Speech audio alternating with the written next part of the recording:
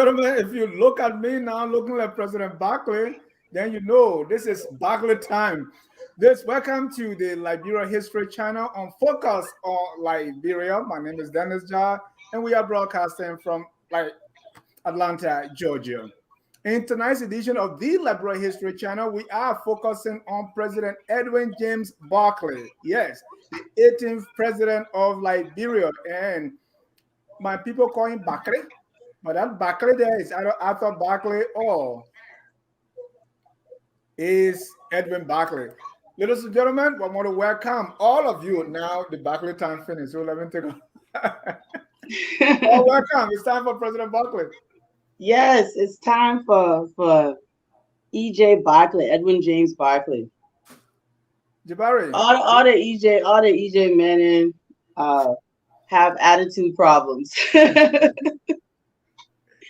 Jabari, they call him the Bassa Barry. Welcome to the Liberia History Channel. We've been off two weeks. It's great to be back on.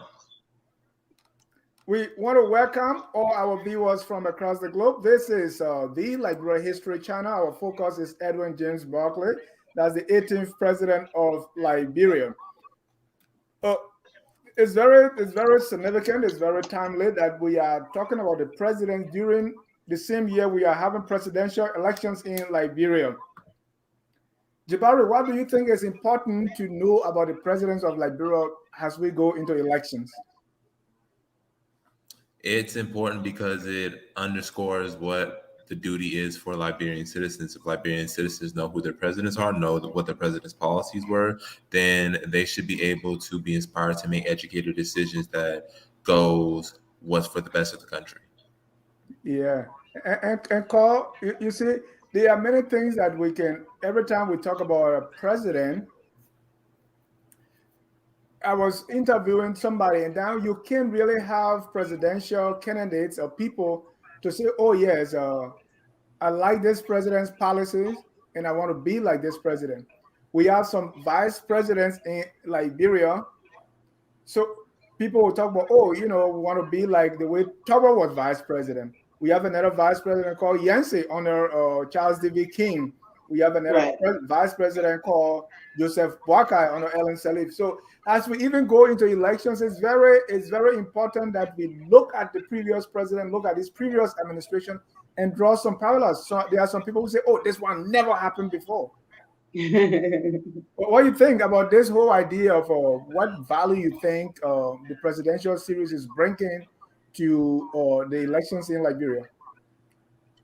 I don't know if it's bringing any value at all. I don't know if the aspirants are even curious enough to know the people who held the office that they're seeking and what contributions they made to the advancement of the state. I believe that everyone thinks the country commenced when they opened their eyes. And what they saw when they opened their eyes is how the world has always been. And I think what we've been able to do is present people with information that explains how the world came to be as it is. And unfortunately, I don't really see a lot of these political pundits or people who are trying to take power. I don't see them paying a lot of attention to history and context outside of, the Palapa history that they, hear by word of mouth at the Thai shops that is clearly distorted. So it's unfortunate. I mean, you had one of the presidential candidates on your show and you asked him who his favorite president was. Do you remember what he said? Yeah, he said he was not born. Yeah, so because he wasn't born as a man, I say he's the smartest man running for president.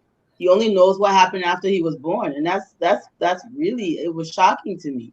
An American presidential aspirant, as uncurious as Donald Trump was, he had some sense of history and some sense of context when it came to America.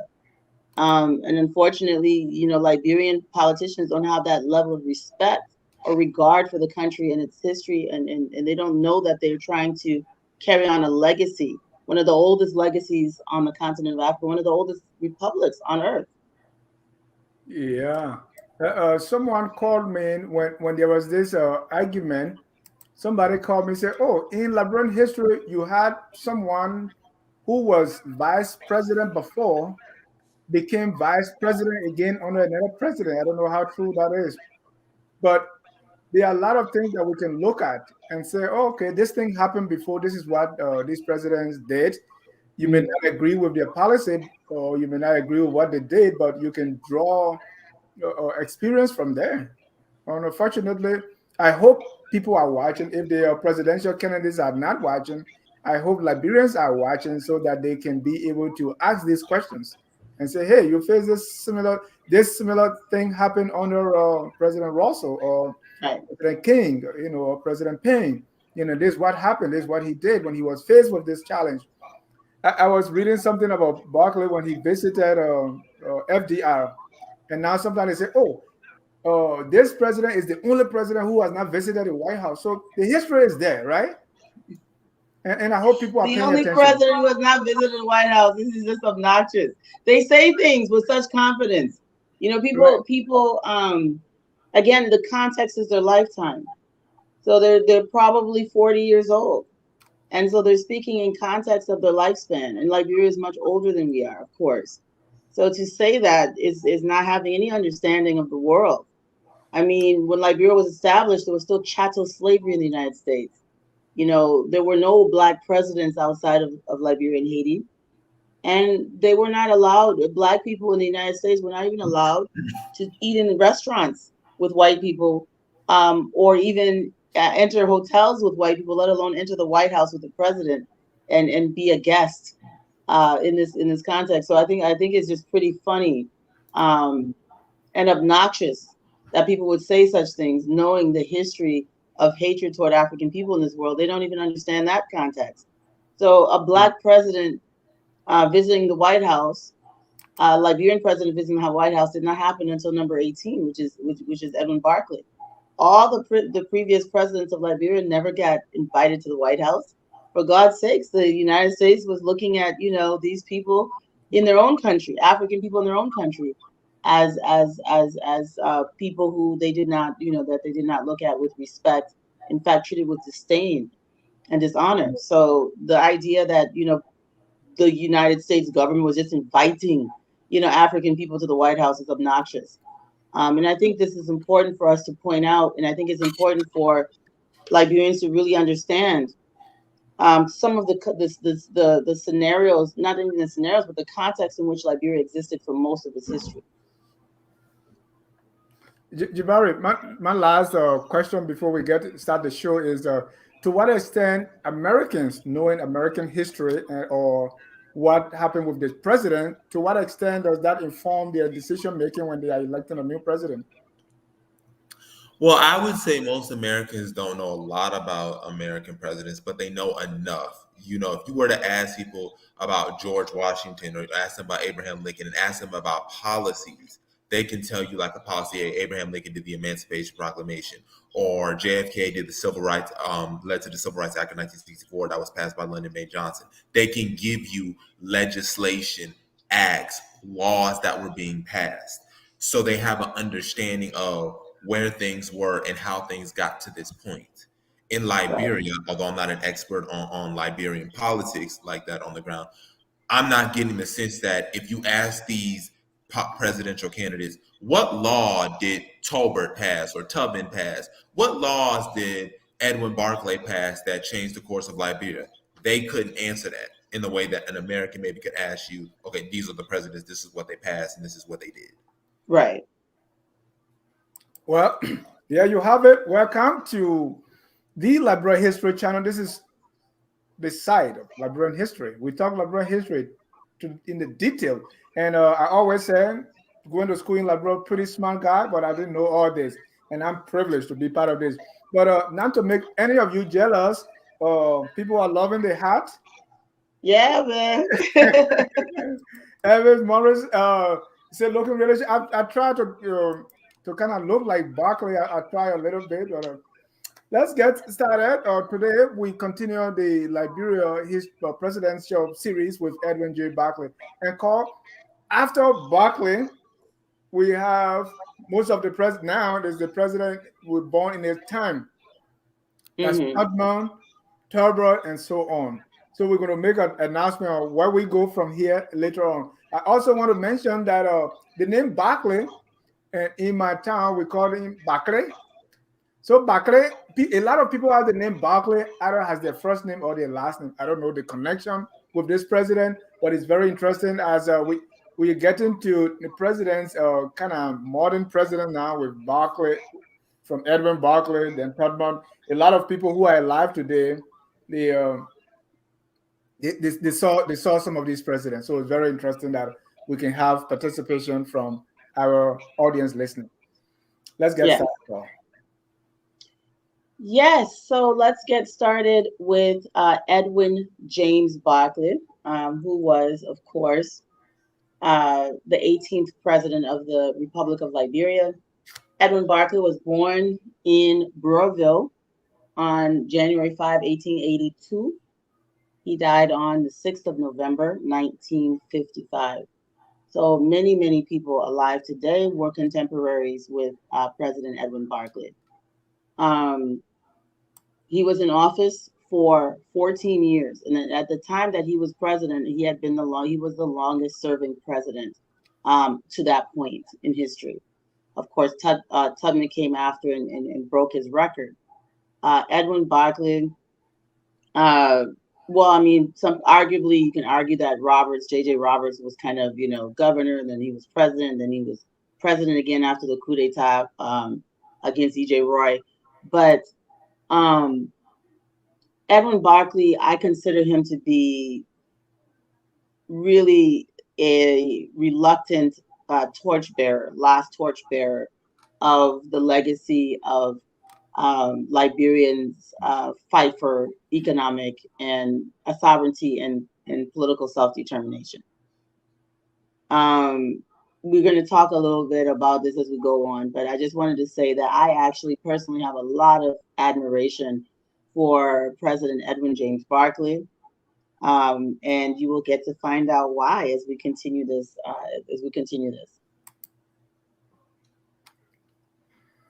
So, as he said, Edwin J. Barkley was born out of wedlock in Brewerville, Monserrado County on January 5, 1882, to Ernest Barkley. His father, Ernest Barkley, former Secretary of State and Associate Justice of the Supreme Court, died in 1896 when Edwin J. Barkley was 14 years old. His uncle, Arthur, president of Liberia 1904 to 1912, stepped in and mentored Edwin. Barkley earned his BA in 1903, as well as his master's and LLD from Liberia College. So during his career, he was a math instructor at Liberia College. He was also a county attorney for Monserrado County. He was a circuit court judge from 1916 to 1920. He was Attorney General of Liberia. From 1920 to 1930, he was Secretary of State under President King. And then finally, from 1930 to 1944, he occupies the highest office in the land, being president, and his vice president was James Skivering Smith Jr., which, of course, if you know Liberia History Channel, that is the son of James Skivering Smith, who was the 6th president from South Carolina, of Liberia, from South Carolina. Yes, but Junior was born in Liberia. His father was born in South Carolina, and this is sometimes people confuse the two. They think it's the same James Skivering Smith that was president, vice president, vice president again. People often confuse him with his father. Something that's really important to talk about here is that Barkley, being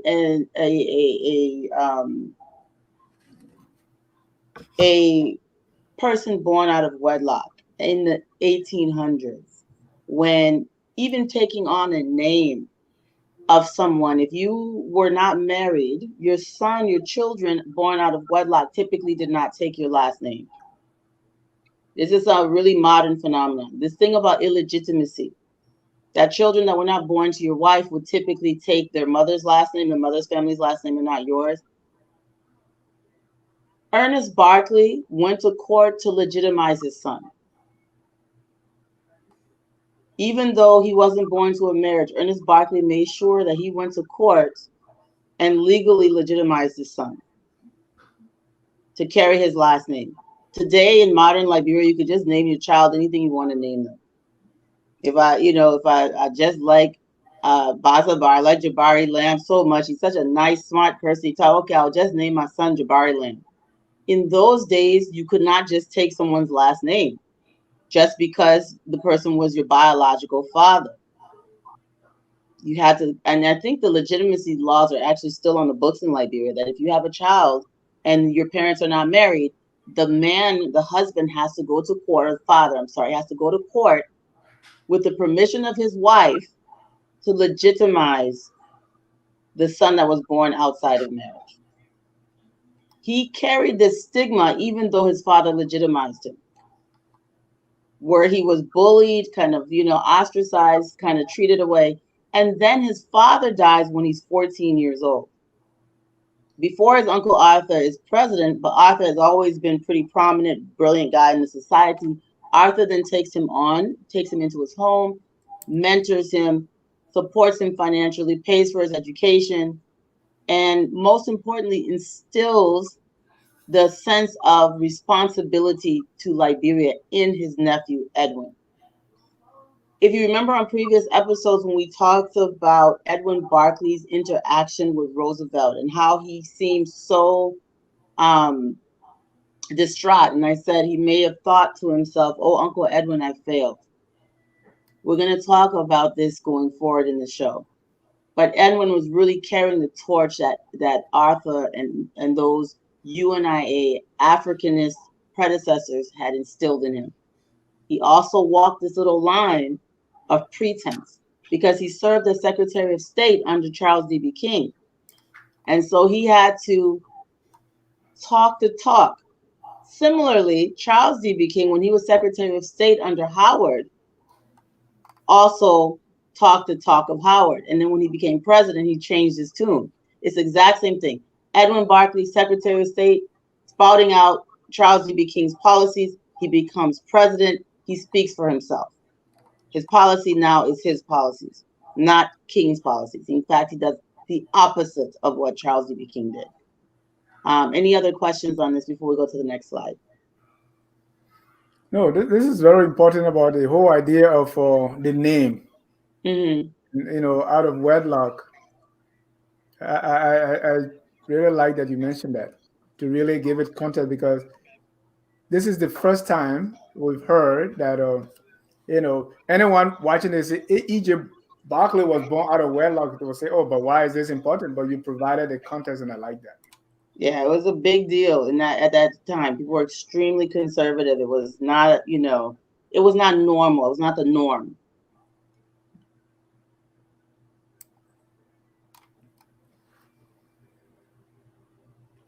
So E.J. Roy was 48 years old when he became president, and 2 days shy of his 62nd birthday when he turned over to William V.S. Tubman on January 3rd, 1944. There are a couple things that happened. One is the dissolution of the Liberian Frontier Force. And this is primarily due to lack of funding, what was going on, abuse of villagers, especially under what happened under his watch as secretary with Charles D.B. King. He expands the government services into the interior and worked on creating public health system and other programs. In 1937, Barclay appointed William V.S. Tubman as Associate Justice of the Supreme Court of Liberia. And then in 1940, Nathan L. Massaquoi, who was the son of Momolu Massaquoi, who we've spoken about before, was tried and imprisoned with others for plotting a coup d'etat under the disguise of a Crew Coast uprising. Yes. So, contrary to what people think, Liberian presidents, most of them were pretty young when they took over the presidency. The majority of Liberian presidents were relatively young when they became president. Tubman included, was really not that old when he became president. So, Edwin Barkley was 48. He dissolved the frontier forces. Some of this is related to what happened at Fernando Po. Some of it is related with the forced labor at Firestone as well, the abuses that took place. Edwin Barkley was a lawyer. He was part of the inquiry team that was asking questions. And some of the frontier forces, when confronted with the looting and the abuse of people in the interior, they responded, oh, we don't always take pay on time, and all kinds of horrible excuses for the horrible abuse of people in the villages. So my understanding is the real reason he dissolved the frontier forces is because he felt that it was a grave mistake. Here we have armed indigenous people, where his uncle Arthur and others, especially Daniel E. Howard, believed that these frontier forces, coming being sons of the soil, were going to be have more of an amicable relationship with the people in the interior. Instead, they became violent abusers, looters, even rapists at times. They were accused of raping women in the villages and doing all kinds of things. So when Edwin Barkley took over, he said, but what's the reason we even have the frontier forces? So it was really dissolved. He used the excuse of fiscal issues of funding, and he was very conservative in his spending. But beyond that, he didn't want this to continue. And a lot of what was happening in the interior was not known until the whole expose and the inquiry into the forced labor, when they realized the level of abuse of power that was going on with the frontier forces.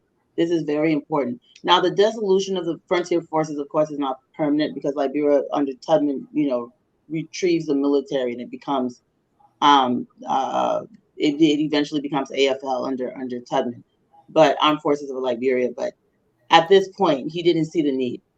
One of the things that Edwin Barkley understood very well is that the frontier forces, which was originally designed to protect Liberia, was now being used against the citizens, as opposed to it protecting the country against outsiders. So this was the main reason for that. He did a lot to it. We give Tubman a lot of credit for extending health services and education services into the interior. But really, this happened during the 14-year period of Edwin Barkley.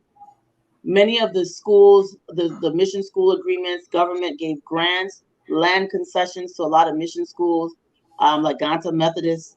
All of these schools that were in the interior, it was during Edwin Barkley's administration that he tried to complete his uncle Arthur Barkley's desire, very strong desire, to incorporate people in the interior into westernized Liberian society.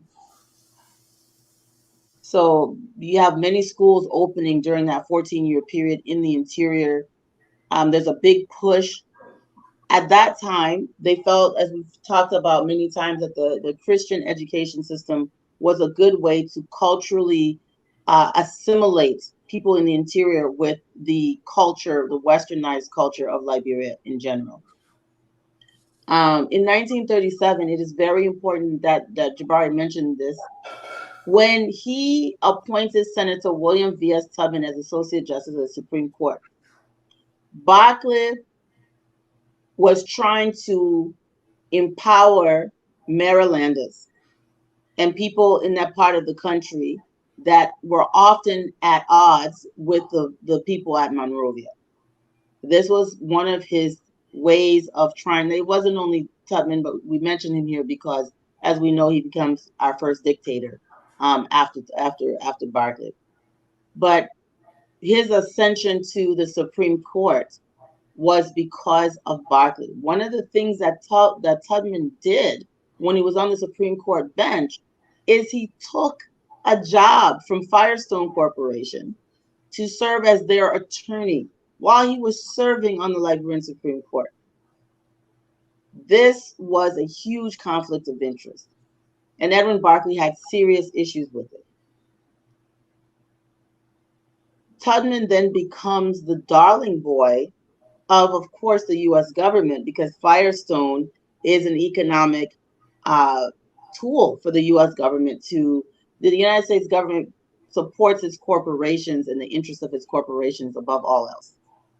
So I just want you to keep that in mind. So it's like he's working as a Supreme Court justice, but he's serving this foreign entity And he was as not an advocate.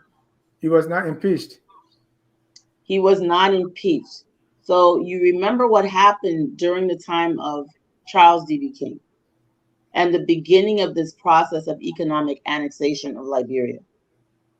Liberia is now the Supreme Court, the legislature is weakening because of these huge external pressures. The Liberian economy is being turned into a one-trick horse, which is Firestone rubber. So all of these planters, all of these merchants that had these massive farms, all of these people that had all of this economic independence, even though there were embargoes, they were still able to produce and trade and sustain themselves. Now the entire country becomes a Firestone one-trick horse, a plantation. So the legislatures that were always economically independent, because most of them were farmers, most of the people that were elected were farmers, were people who were producers of wealth, are now being starved and put under huge constraints. They still have authority, but this is the beginning of the end. Then let's talk about Nathaniel Massacre being in prison. Yes. So it wasn't only Nathaniel Massacre. I mentioned him because he was the most prominent of those. So in history, we say history doesn't repeat itself, but it certainly rhymes. I think it repeats itself. There's been a constant theme of incitement and rebellion. Arthur Barkley had something similar happen to him. I mean, all these previous presidents did. When it comes to Edwin, Nathaniel Massacre, who's from Grand Cape Mount County, he now is in his father was heavily involved in the Fernando Po labor crisis. His father was one of those that was basically indicted for using forced labor tactics. So Nathaniel Massacre, the son of King Mamulu Massacre, is basically empowered to overthrow the Barkley administration. They plot a coup d'etat against Barkley because Barkley isn't exactly being as cooperative as King was. So the idea now, we're going to kill Barkley, get him out of the way, and install a dictator. As President Herbert Hoover in the United States had previously said they should do. Edwin Barkley is tipped off. One of the things that he understood very well from his uncle Arthur was security. He knew how to protect himself, keep himself alive. So he had moles all over the place, informants all over the place. When he found out what was happening, he then goes, grabs all of these people, rounds them up, and he imprisons the ringleaders, Massacre being the most prominent of them. He was not aware at the time that Tubman had been part of this. So Tubman never got indicted, never got accused. But when Tubman became president, the first thing he did was release those men who were imprisoned for attempting to kill Barkley.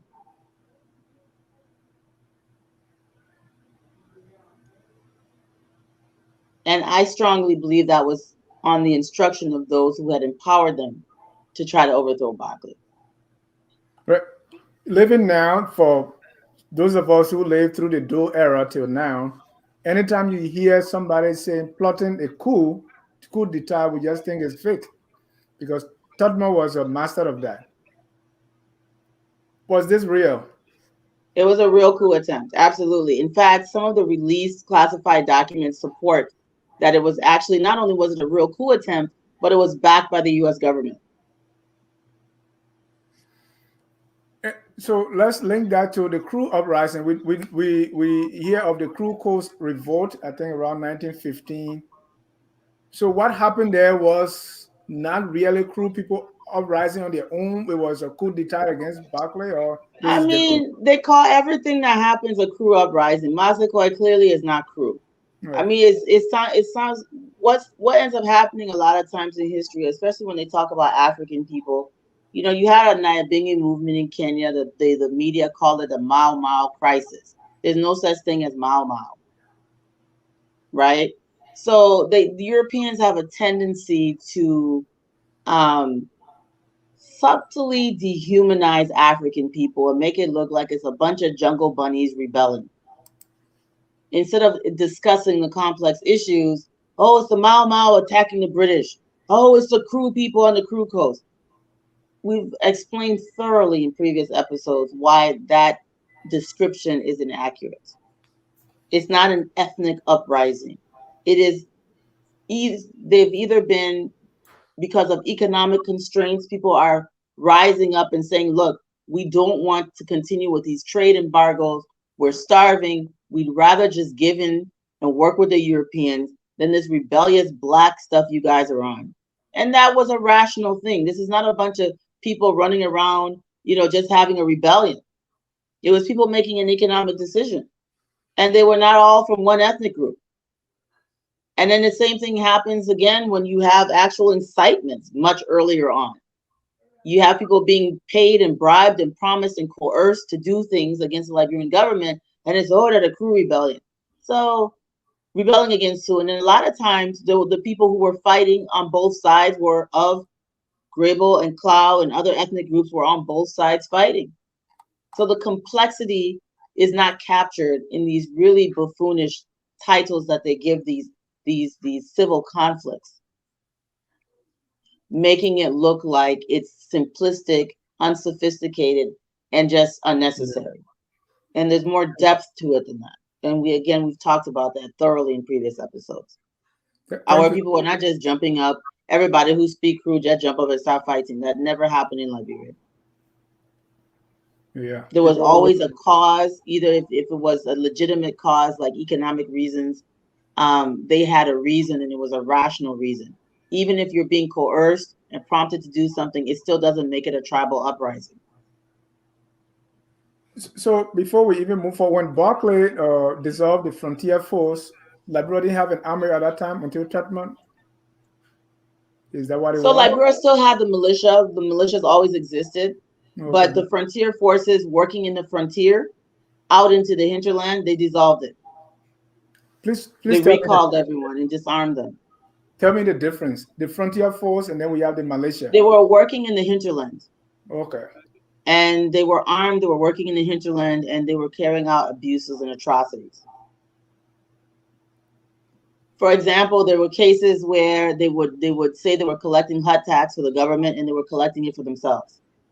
There were all kinds of cases that were documented, and it was, why are you doing this? Oh, we haven't taken pay. But they're out in the hinterland abusing citizens. And that's what, even today, that's what we remember, or the hot tax, the people were doing this. And you were saying, in most cases, these guys were on their own. Right. Just committing abuses. And I mean, literally, there's rape. There's cases of rape in the testimony where they would rape women, just take a girl from a town. I mean, it was horrible. Some of the things that would occur during the rolling wars, they were doing it in at the time, a modern era, conducting themselves like it was, 1750. So when this war started, and I'm a product or a child of the war, so when this war started now, so these things that we're seeing, they were not entirely new. People have behaved like that because when people have guns, they can do all kinds of things. I'm not saying they were at the equal level now, because this time there was a complete breakdown. Yeah, I think the abuses during our recent civil war were far worse, clearly. But yes, there's some sense I can see where you're drawing the conclusion. Yeah, it wasn't exactly. I mean, it wasn't the type of terror. It was nowhere near what happened in the recent civil war. And the 14 years, I don't know if we're going to get to know that. He was in power for 14 years, or the elections, because I think it was first it started with 2 years. What was and it? Then 4. Then by the time 4. He came, it was 4 years. Right. So 14 years, that means he could go as many times as. What was the Constitution like? Why did he stay 14 years, if I would put it that way? Because he was reelected. And there was no term limit. Because 4 and 4, that's 8. So at that time, he got reelected 3 times, but you have to factor in the fact that King had to resign, so he had to serve the remainder of King's term before he got elected. So 3 times you could the Constitution 12, allows that and to then the be. 2 years of kings, that's 14. Yeah. So the Constitution allowed for you to be re-elected 3 times, not two. Yes. Yes, there was no Yes. term limits at the time. So why did he leave? Because he was defeated. You did. Okay. By Tubman? Yep. Okay. I didn't know that because what I heard was he actually handpicked Tubman to succeed him. We're gonna get into that. Let's follow. Let's go with the flow here. Yeah. Yeah, I just, Right. So Okay. Tubman, so I kind of set the stage about Tubman's conduct All right. Let's go there. already. So Barkley was just this very stoic, laid back kind of guy. He was described as someone who used to just walk around Monrovia without escorts, without security, just by himself. He would stop, buy things from street vendors, have conversations with citizens. He had this behavior when he was Secretary of State. He continued it when he was president. He walked a lot. That's what he did for exercise. He would go all around. He would interact with people. And he was an extremely frugal president. He didn't believe in spending. When he took over from King, the country had absolutely no money in the treasury because King was such a big spender and so flamboyant. Charles E.B. King used the treasury to purchase things for himself personally and his family. Edwin Barkley did not do this. Edwin Barkley took over and was extremely frugal, extremely careful with expenditures. One of the things he did by recalling the frontier forces, he saved a bunch of money. The people claimed they weren't getting paid, but they were getting paid. They just wanted more. But he's okay. Well, we're going to dissolve you. We're going to disarm you. Y'all come and sit down and look for something else to do. A lot of them end up going to work at Firestone. Because, because of I mean, when I say they were committing abuses, I'm not saying they were running around massacring villages like what happened in the Civil War. I do want to be very clear. It's a completely different scale. I'm talking about going into the town and intimidating people, bullying people, extorting money, little petty stuff like that. Okay, you ain't get nothing to go. I'll take this girl and I'll carry her as my wife. That kind of thing. I'm not saying that's not bad, but I don't want people to have the mindset that the frontier forces were going and burning villages and killing hundreds of people at a time. That was not what was happening. They won't do it. I believe they were time people. This whole there's a thing that they put your foot if you don't pay hot taxes. I'm not saying frontier food, but even in my lifetime that I saw, they get things that they tie you up.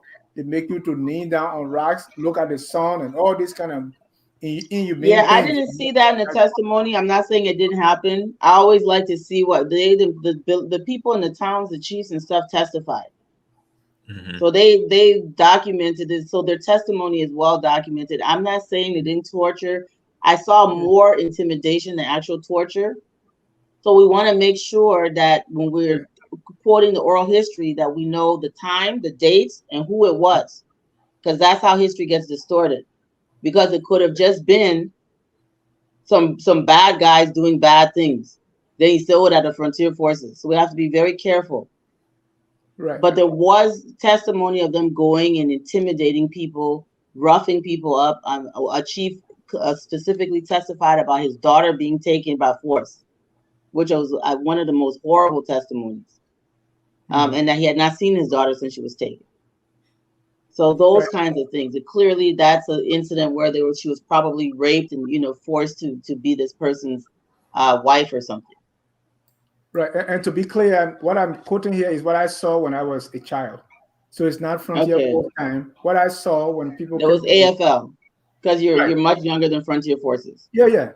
So so I'm saying this could be a carryover from those eras where they come collecting hot taxes. It could be, Dennis, but we don't know. So this is the History Channel. We talk the one we know. So what you know is during your lifetime, AFL abused people.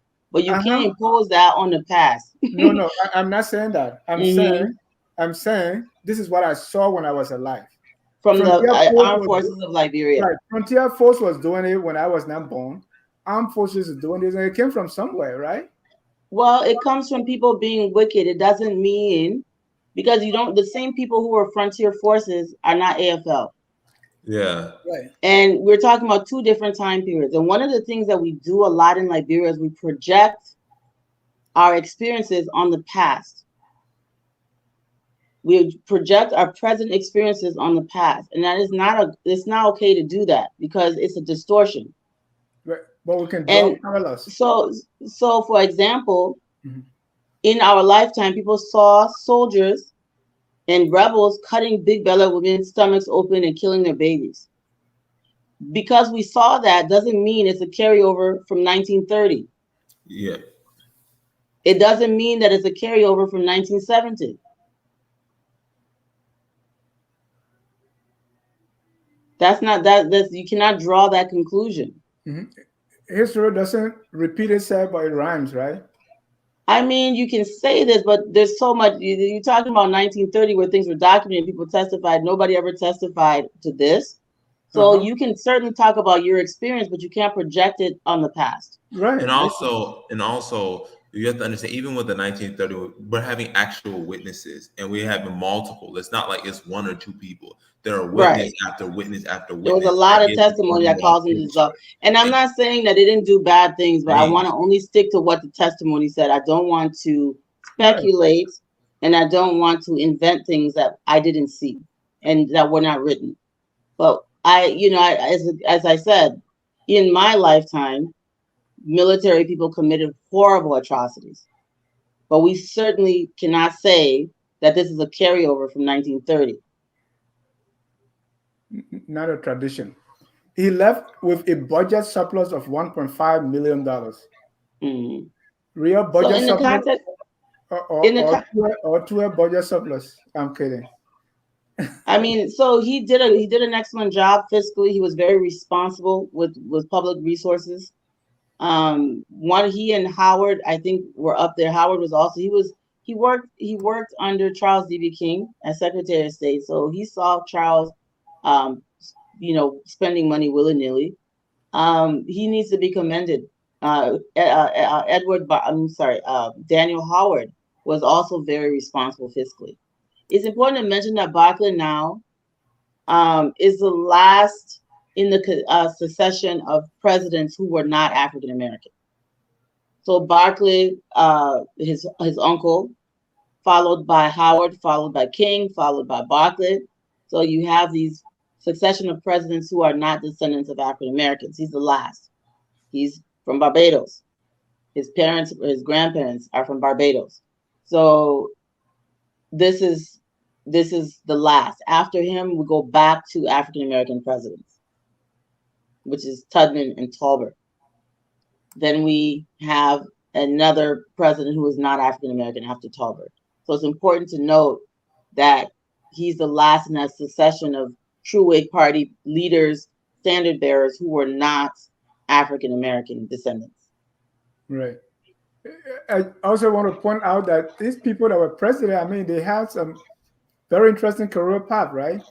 Someone Mm-hmm. who is president had been judge, they've been attorney general, secretary of state, president, and all that. That's impressive. I like that. Yeah, and it's most of them, right? What they do, there's only maybe one president so far that we've looked at that has not had much of a has not had much of much education to speak of, and that was Coleman. But the rest of them are pretty impressive.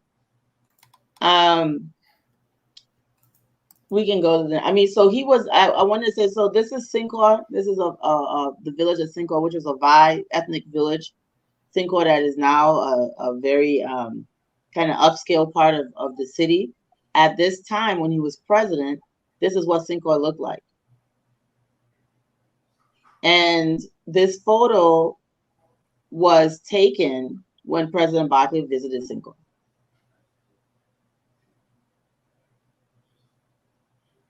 Wow.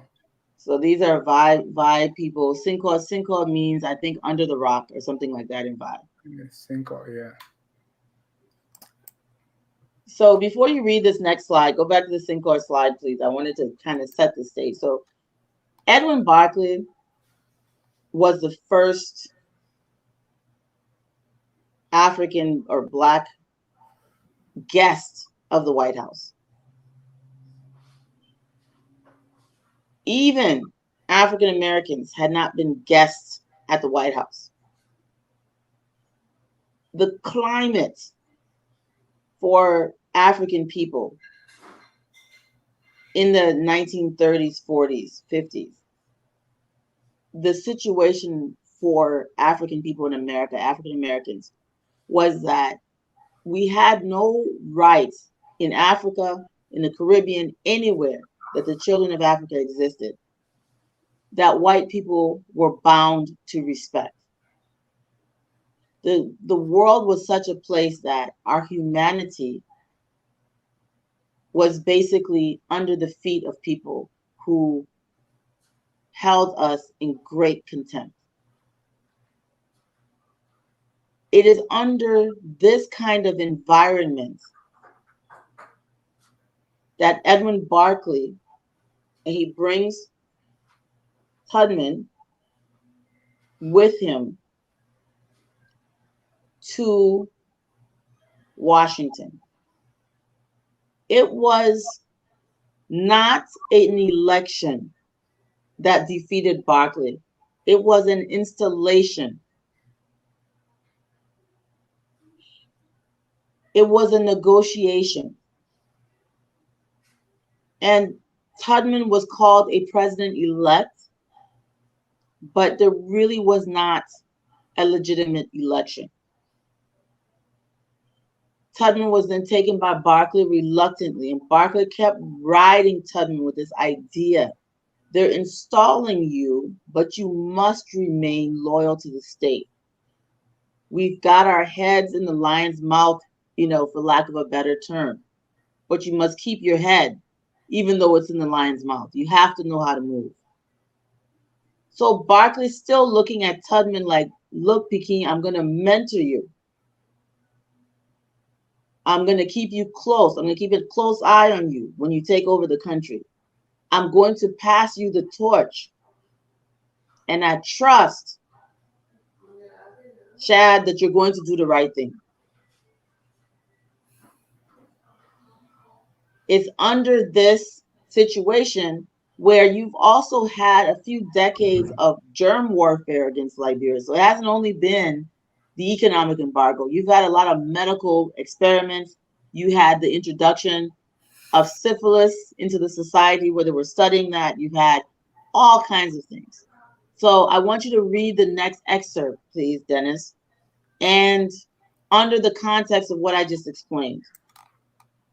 And read just that paragraph that I circled, please. Okay. And beginning on April 30, 1943. Right. On April 30, 1943, according to the contemporaneous, let me blow that up so you can see that more.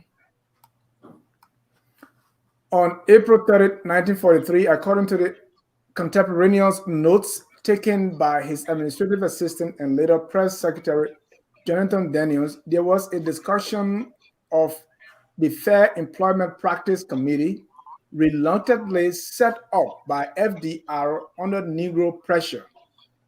Also present in the Oval Office were Melvin McIntyre, McIntyre is secretary to the president, and Elmer Dennis, director of the Office of War Information. Franklin D. Roosevelt agreed to Daniels' suggestion that FEPC problems be centered in McIntyre rather than have several people around town fooling with it. Daniels also proposed that the matter be settled before President Edwin Barkley of Liberia arrived in Washington for a visit, which reminded Roosevelt of his trip to Liberia following the Casablanca Conference. While there, the president said he had talked to some medical officers who were appalled by the venereal disease rate among our Negro troops. I suppose it must be 10 or 12%, the president said to one of the officers. 10 or 12, said the officer, is 25%. The same officer had told the president that the venereal disease rate among Liberians was 100%. So they're talking about African American officers that are stationed in Liberia for the Firestone project. So he dissolves the frontier forces, but Firestone basically has its own military officers on the ground because they're forcing human beings to clear the rainforest essentially with their bare hands to make way for their plantation.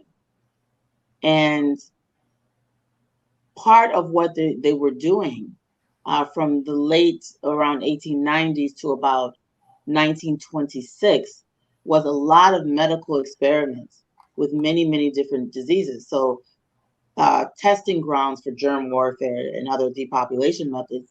And here you have Edwin Barkley coming to visit the president, and they're talking about the percentage of people who are infected with venereal diseases and things because they've introduced it.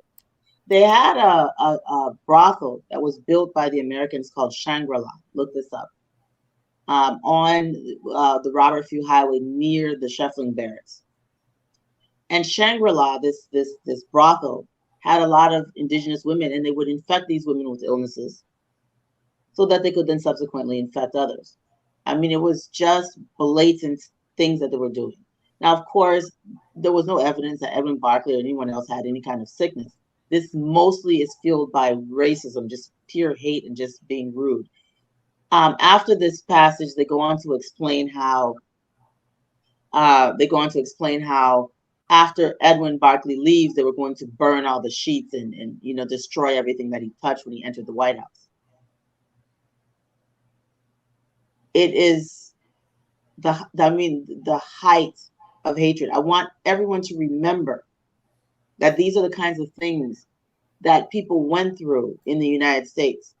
Even Wolo, our Harvard student who had come to the United States to study about 40 years before Barkley had gone to visit the White House. Wolo was forced to sit in the hallway at Harvard. He could not enter the classroom. He had to learn everything in the hallway with the door cracked open slightly. He could not sit in class with white students. His entire time at Harvard studying was spent in the hallway, in the corridor of the building, not allowed to sit in desks that white children sat in. This is the context. This is a level of hatred. So we sit and we say, oh, Wolo went to Harvard. Wolo went to Harvard under the most humiliating conditions. Mm-hmm. Same with Henry O. Flipper at West Point. We've seen this before. So this is something people need to understand, that he didn't go to Harvard and open a door. He got to sit in class with the other students. They made him sit in the hallway like an animal. Any questions on this slide? So let's talk about the venereal diseases. Where were they introduced? Is it in Liberia or in America? We're talking about Liberia here. Right. So the brothel, the prostitution brothel, was near the Sheffling Barracks in Liberia.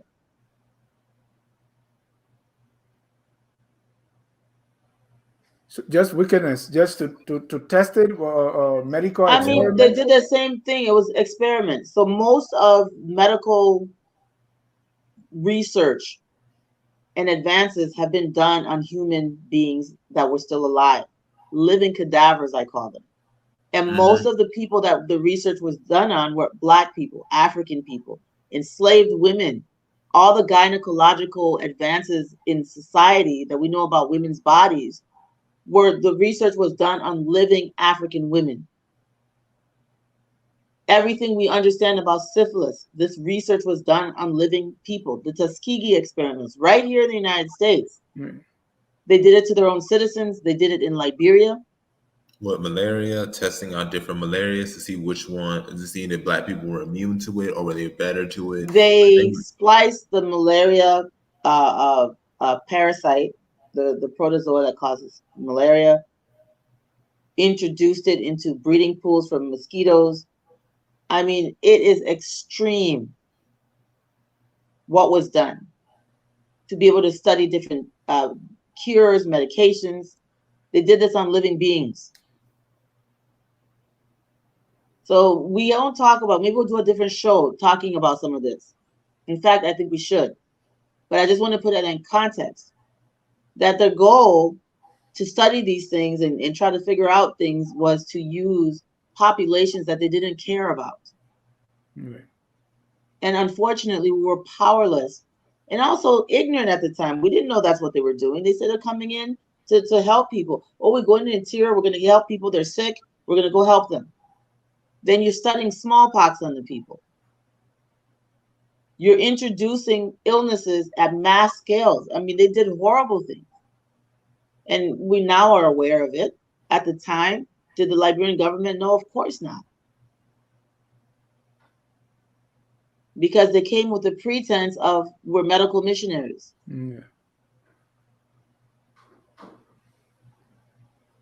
And that's his FDR in the Shaking Edwin Barclay's hand, the man who they say they will burn all the sheets and everything that he touches in the White House when he leaves. The first African guest at the White House. Yeah, we need to say African, make it clear when we talk about guests, we're talking about especially African heads of state, because I know you said first Black guest. That was Booker T. Washington with Theodore Roosevelt. Just wanted to clarify that. Did Booker T. Washington actually sleep at the White House? He visited, but he didn't. He wasn't an overnight guest. This man was. He slept. He slept at the White House because I know many people had visited presidents. I mean, as far back as Abraham Lincoln, but they didn't sleep in the White House. Oh, okay. Edwin Barkley was a guest at the White House, meaning not the first to visit and have a meeting, but to stay at the White House. All right. That's the distinction.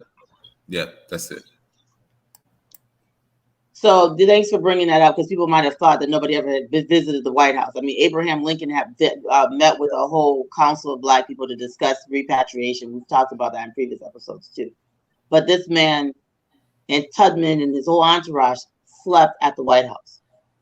So that was something that was usually reserved for like Europeans and, other people from Europe.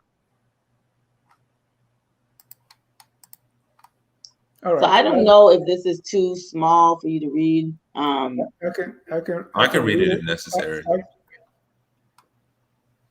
Beto, longtime champion of equality, noted in a September 1943 speech in Philadelphia, the Negro press throughout the country, although they very properly protest and passionately against the wrongs done to members of their race, are loyal to their government and are all out for the war. Washburn, 1986, that page. The turning point in the Roosevelt administration's attitude to the Black press had come in May 1943, when African-American reporters were invited into the White House and Congress to cover the state visit of the Liberian President Edwin Barclay. In July, at the suggestion of Beto, an African-American reporter was permanently included in the invitations to attend press conference at the White House. Harry S. McAlpin of the Atlanta Daily World became the first African-American correspondent accredited at a White House conference. Roosevelt shook him by the hand and said, "I'm glad to see you, and very happy to see you here." McAlpin would be the only African-American reporter to cover the funeral service of Roosevelt in April 1945. When Harry Truman took over, he met with representatives of the African-American press, but he did not admit their reporters, I think.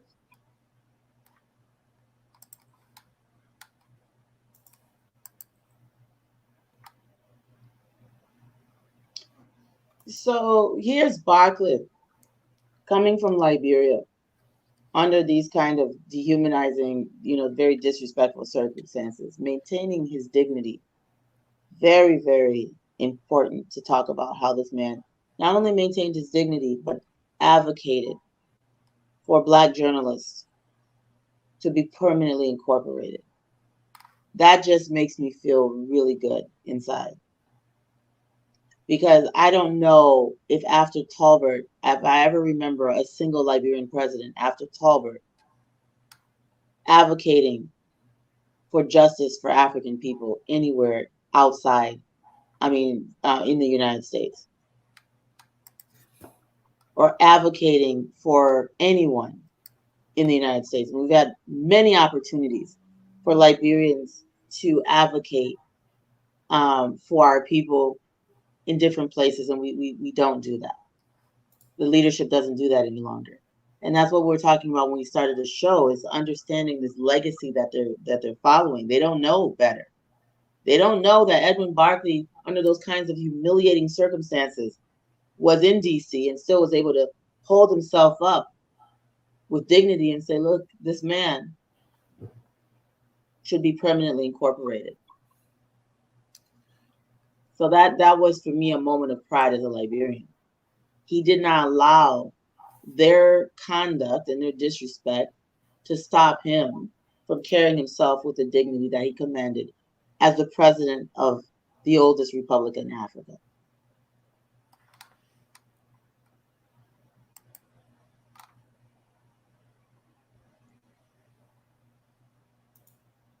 Any questions? No questions about that slide? Okay. Mm-mm. So it reads, President Roosevelt welcomes President Edwin Barclay of the Republic of Liberia on his arrival at the White House today to be an overnight guest of President Roosevelt. This visit is by way of returning the call made by President Roosevelt in Liberia after the famous Unconditional Surrender Conference at Casablanca. So, do you all know about the Casablanca Conference? The USA, United States of Africa. No, the Casablanca. No. So this Casablanca conference occurred during World War II. Oh, and yes. It was outlining the surrender. It was outlining how we're going to go about World War II. So exactly. That is what it was. And one of the aspects. Unconditional surrender. Yep. Surrender. So basically, it was in November of 1942, was the Casablanca Conference. It was basically a decision that was made, and all of the countries, the Allied countries, were supposed to have taken a stance. Edwin said Liberia is going to remain neutral. This was the beginning of his downfall. Edwin's like, we're going to remain neutral. We're not going to.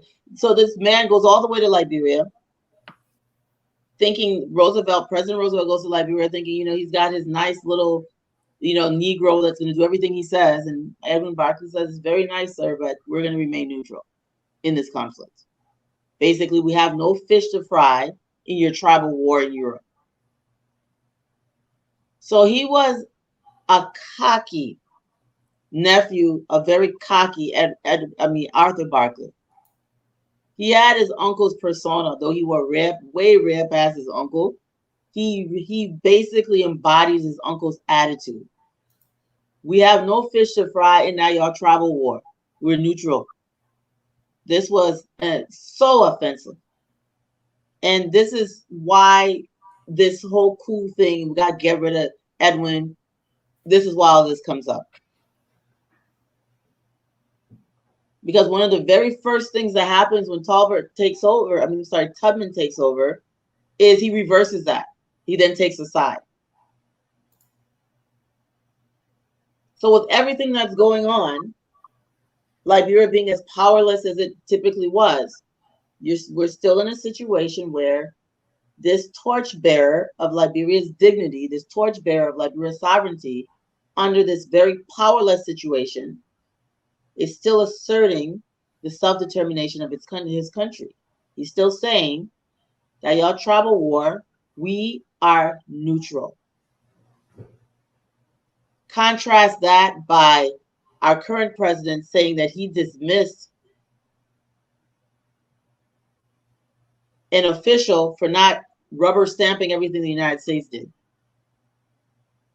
You see how far we've fallen? We have said that he didn't even realize what he was saying as a president of a sovereign land. Oh, the man won't rubber stamp America, so I had to let him go. I'm going to go further in that into World War II afterwards, later on. But this, with the decision making, the neutrality is going to be very important And us understanding that, because I really need people to understand just how big and important that is. Yeah. So the neutrality that Edwin Barkley asserted was courageous, was correct. And we need to also, this is something that our children should be taught in school, that this was courageous and it was also correct. Next slide, please.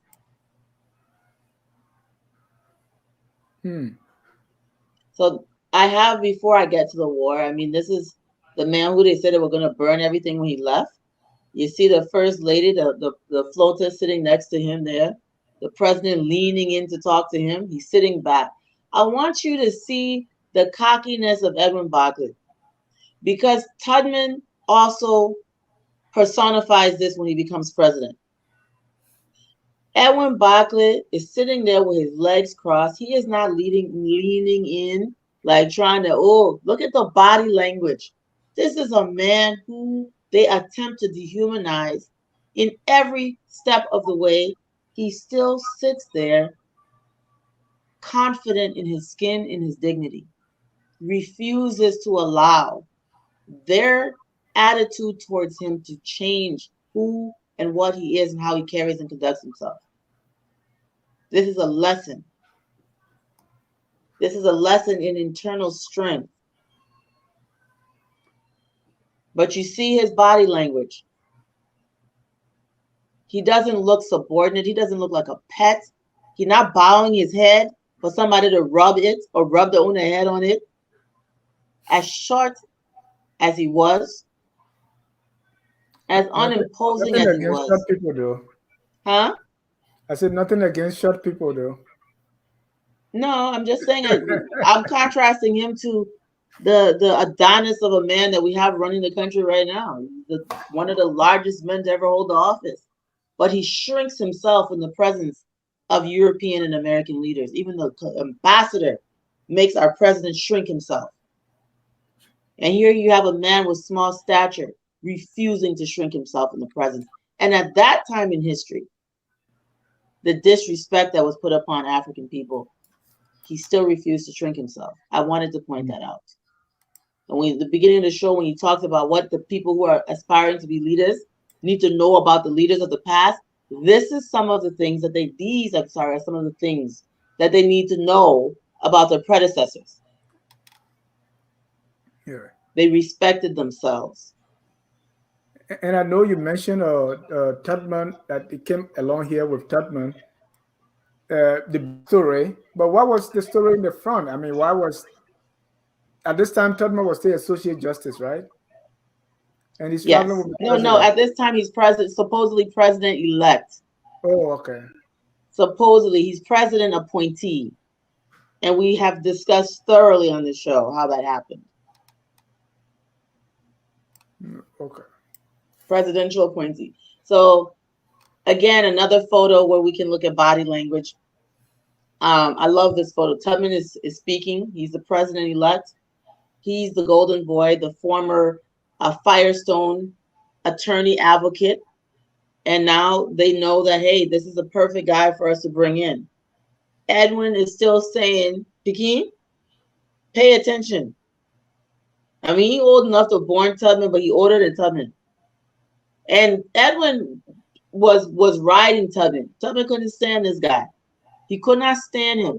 And it's so funny, like some of these stories, and when you read it is one thing, but then when you look at the pictures and you see the body language, you just want to laugh because you know Tubman is like, oh my God, this man better leave me alone. So let's go to the next photo, please.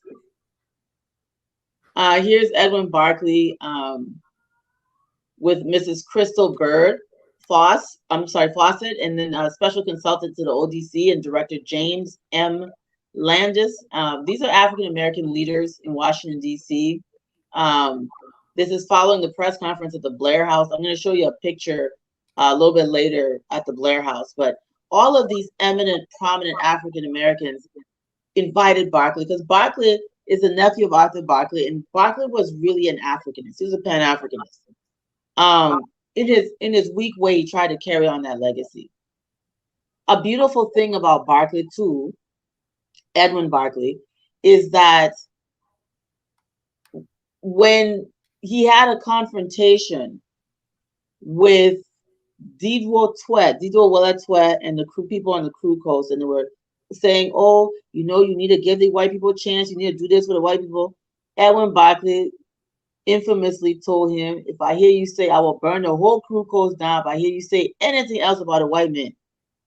I don't know if he really said it. That was Didwo Wella Twet quoting him, but I want to believe he did, because he always felt that Didwo Twet and these people were race traitors, sellouts, that they did not respect the fact that they, as Black people, Didwo Twet himself included, should have the right to self-determination. They always felt that they should be subordinate, that the white people needed to come and teach them, that they should not have independence from these people. And it was an affront to Edwin Barkley. So I want to believe that Didwo Wella Twet was telling the truth when he said that Edwin Barkley told him this. Even though people think it was, not true, but I don't know why Didwo Twet would make that up. I want to, it's within character and within line to what he would do. And there's another picture. I want you to look at the body language. Tubman looks extremely uncomfortable in all of these pictures. And so, like I said, when you read it and then you go and you look at the pictures, you want to laugh because you're like, pictures tell 1,000 words, and the pictures even say it better than the text. So after you read all of the conflicts between these two men, you can see the picture. Look at Tubman's body language. He looks so uncomfortable giving this toast. Edwin Barkley almost has a smirk on his face. He was literally bullying the president-elect, trying to intimidate and control him. Tubman had an assignment, and Edwin was like, "You're going to do the assignment the way I tell you to do the assignment. We can't fight these people. You go ahead, you be president, but you're going to do what I tell you to do. You're not going to do what they tell you to do." So this was the conflict between these two people. One, he knows he's being installed by the greatest powers in the world. And two, Edwin's like, you got to carry the torch. You have to do the right thing for Liberia. Here's another picture. Tubman looks like he wants to vomit. And look at the look on Edwin Barkley's face. He relaxed. He cool as a cucumber. He got a smirk on his face. I don't know what he told Tubman, but Tubman looks disgusted. No, because Tubman is probably used to palm butter. Now this guy giving them different foods. No, got nothing to do with the food. This is completely in the context of talk. This is completely in the context. I mean, both men are used to palm butter. Both men ate Western food. Both men had what we West Africans call the Creole culture, the mixture of the African and the Western culture. So Tubman being, eating all the gribble food with the tabadu and all that in there. Edwin Barkley also ate food like that in Montserrat. So yeah, this is strictly to express the discomfort in the incoming president's demeanor. So the next photo is a picture of the ballroom.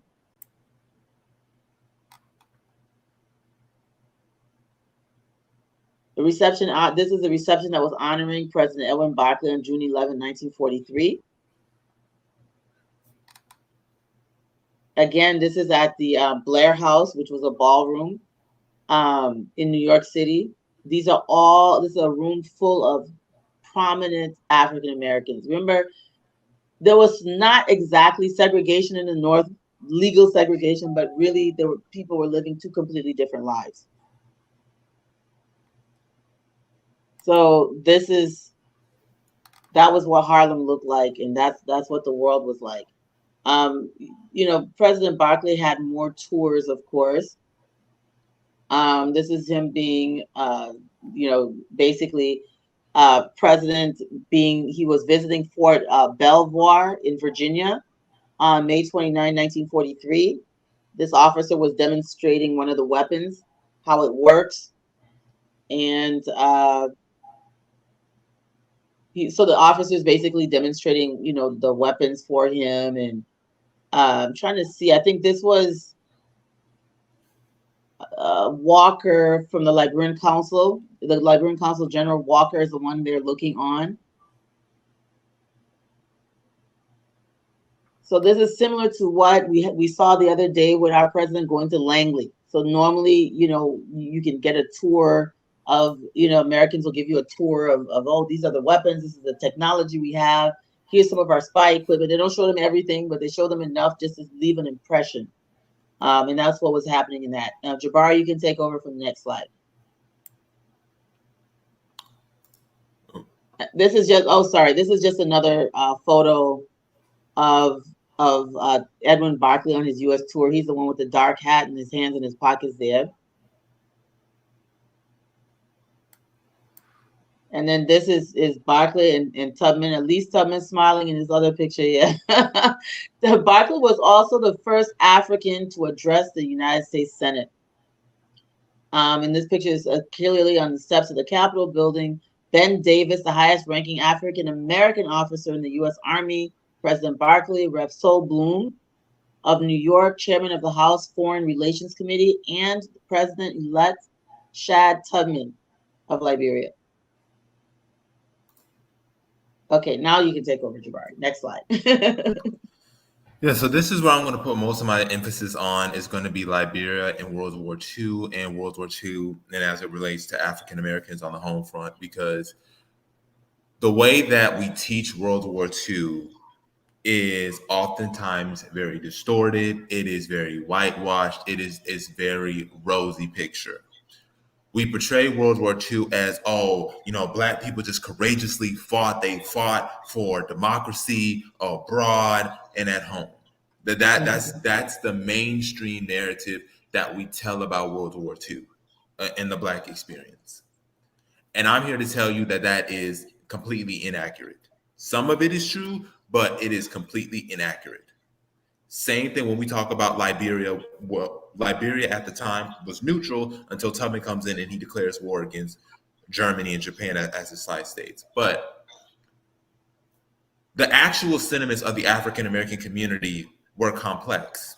And the reason why is because both African Americans and the Barclay administration understood the United States, the Allies, and the Axis powers have their own separate interests. They don't care about Liberia at heart. None of them do. None of them cared about Liberia. If they could take Liberian sovereignty or could they control Liberia, they would do it. Okay? We have this perception that the majority of African Americans was rocking with the U.S. I can tell you right now, based on the surveys that the Office of War Information did, they did a poll on Black people in Harlem. So they're taking it in one of the largest cities in America, because considered the Black Mecca. And here's what the Office of War Information found. It said the Office of War Information did a survey asking African Americans how they would be treated if Germany and Japan won. The results were as followed. 1% of African Americans thought their lives would be better under German rule. 22% thought their lives would be the same, and 62% thought their lives would be worse. Now, for Japan, 18% thought their lives would be better under Japanese rule, 31% thought the same, and 28% thought their lives would be worse. Here's another interesting poll number from that poll. And again, this is from the Office of War Information, who is responsible for the war effort. They said the following: only 11% of Black people believed that the United States winning the war would significantly improve their lives. And most Black people believed it was more important to fight at home, racism at home, than at abroad. I'm giving these numbers so that we understand and we look at how we move. As we see today, you got the Liberian government that is just rubber stamping what the U.S. wants them to do. And the U.S., the mere second that you go against what they want, they could care less about what you want or what you need. You need something and it goes against U.S. interests, they're not going to be there to support you. They're not going to be like, we need to support Liberia. We need to support what's the best interest of the Liberian people. We have to think that same way.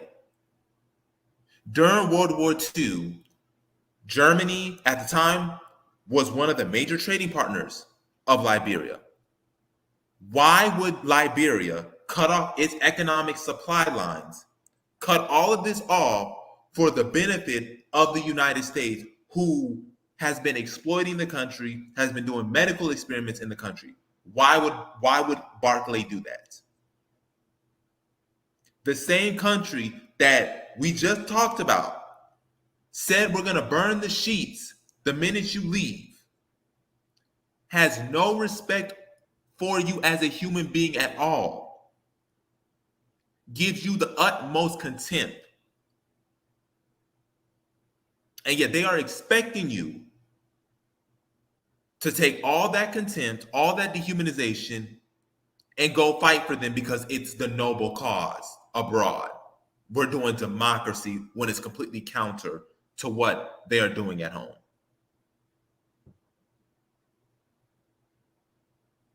This is the real World War II.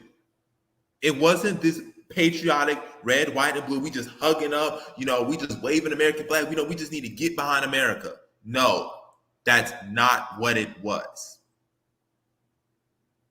And I need us to think that way so that in today's world, when we look at the issues today, when it comes to foreign policy, we are making decisions because that's what we want and not somebody who's telling us you should do this because they're doing it. That's powerful. Next slide. The Casablanca Conference took place just 2 months after the Anglo-American landings in French North Africa in 1942. At this meeting, Roosevelt and Churchill focused on coordinating Allied military strategies against the Axis powers over the course of the coming years. They resolved to concentrate their efforts against Germany in the hopes of drawing German forces away from the Eastern Front and to increase shipment supplies to the Soviet Union. So by 1942, quick background, by 1942, things are starting to turn in the Eastern Front.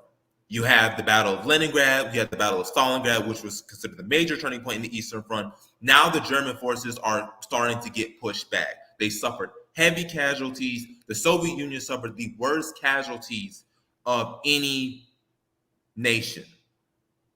About 20 to 27 million Soviets died. To put the comparison, only 500,000 at max American service members perished during World War II.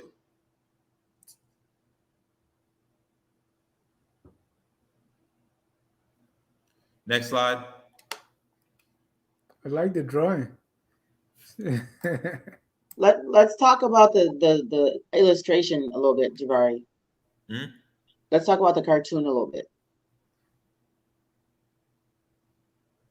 It looks like President Roosevelt in Liberia. Right. So basically, this was a cartoon from a newspaper at the time. It shows Roosevelt visiting Liberia, and it talks about the Republic of Liberia supplies an important part of the crude rubber vital to our war effort. When we talked about the episode called Forced on the Liberian History Channel, we talked about how Firestone not only helped the war machines, how Firestone helped the United States win World War II. We also talked about how Firestone rubber helped the agricultural industry and also was a catalyst for the automobile industry. All of these interstates that you see that supported the car, the war machines, they had to transport things by road. It was easier now because of all of this cheap rubber that Liberia produced. Liberia's production of rubber was one of the catalysts that made the United States of America a great country. Cheap rubber at the expense of the population that was never properly compensated, that did not benefit from their labor. This was actual slavery, the forced extraction of human labor and of the production, the produce of our land that went directly into benefiting not only the U.S. military, but also their agricultural industry and the transportation industry. This is something the U.S. government documents. This is something that's taught here in school. Liberians do not understand what we have given to the United States. Mm-hmm. And then it also goes on to talk about how Barkley was this great poet. He has a whole book of poetry, and he was a musician, and he also, of course, wrote The Lone Star Forever, which we talked about before. But I wanted to point out how they talk about, there's another example of them admitting how all of these barefoot tappers with their tear trousers were critical Right. to the development of the U.S. military. Mm-hmm. Mm-hmm. Here's Franklin Roosevelt in Liberia. So this is from the Office of War Information. This is this, I don't know why this was at one time classified, but now it's declassified. It's just really stupid stuff. But yeah, one of our brothers there shaking his hand. There's a man that said we're gonna burn the sheets when Edwin Barclay comes, but he can shake hands for photo ops and stuff to send back to the Americans to show how he traveled. So Roosevelt going to Liberia. Roosevelt going to Liberia and Liberia being strategic was not philanthropy. Liberia being strategic was because Firestone was the catalyst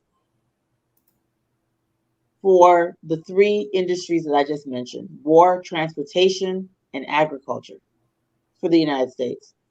The tires on all the tractors, all of this new agricultural equipment that used rubber for conveyor belts, for mechanized farming.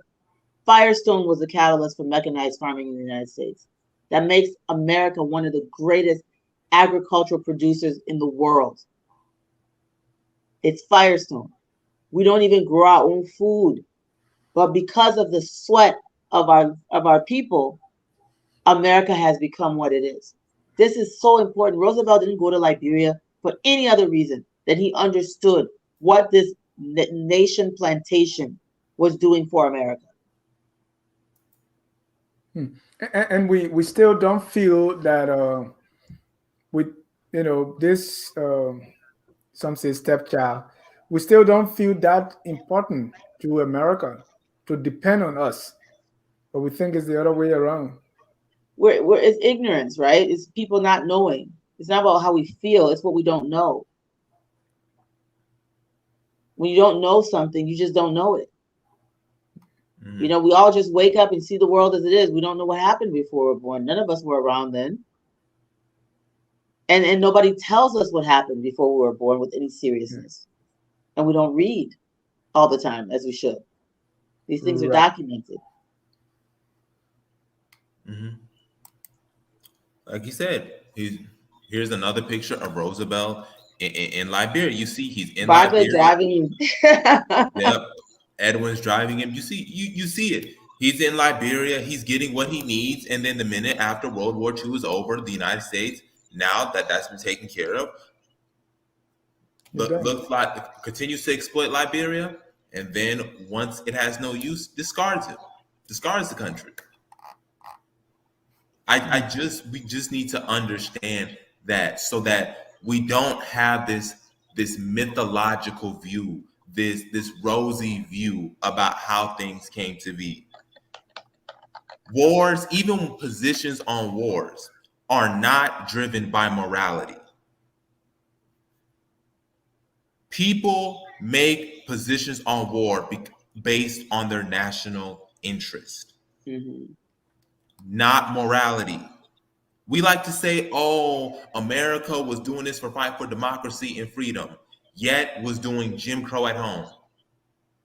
Right, making people sit in segregated schools and classrooms and in hallways and not get on the bus with people, and talking about burning people's sheets, and people were being lynched for whistling at white women, stuff like that. People were being lynched for starting their own business, for trying to feed themselves. People were being lynched for preaching liberation theology in church. So this is that time period in history when the jazz musicians sing about strange fruit, hanging from the trees. This is that period in history. This is that period in history. I was in a church here, and I left the church, where I've been 2 years, my family in the church, they don't even know my name. But when they are going to Peru for to spread the gospel, they are holding the babies, they are in the villages. I'm like, I'm here. You can talk to me. You are so cozy with somebody in the village in a little hut. So that's the contradiction. There's a method. There's a methodology and a history to it. They can go to Africa, and they can minister to Africans in the sense that they're talking to people who they have made up in their minds are inferior. But when you, Dennis Ja, are working and living in homes like the homes they live in, and sending your children to schools that they go to and sitting in church with them, now they're confronted with the fact that you are not some subhuman animal. You're just as human as they are. And they don't have that sense of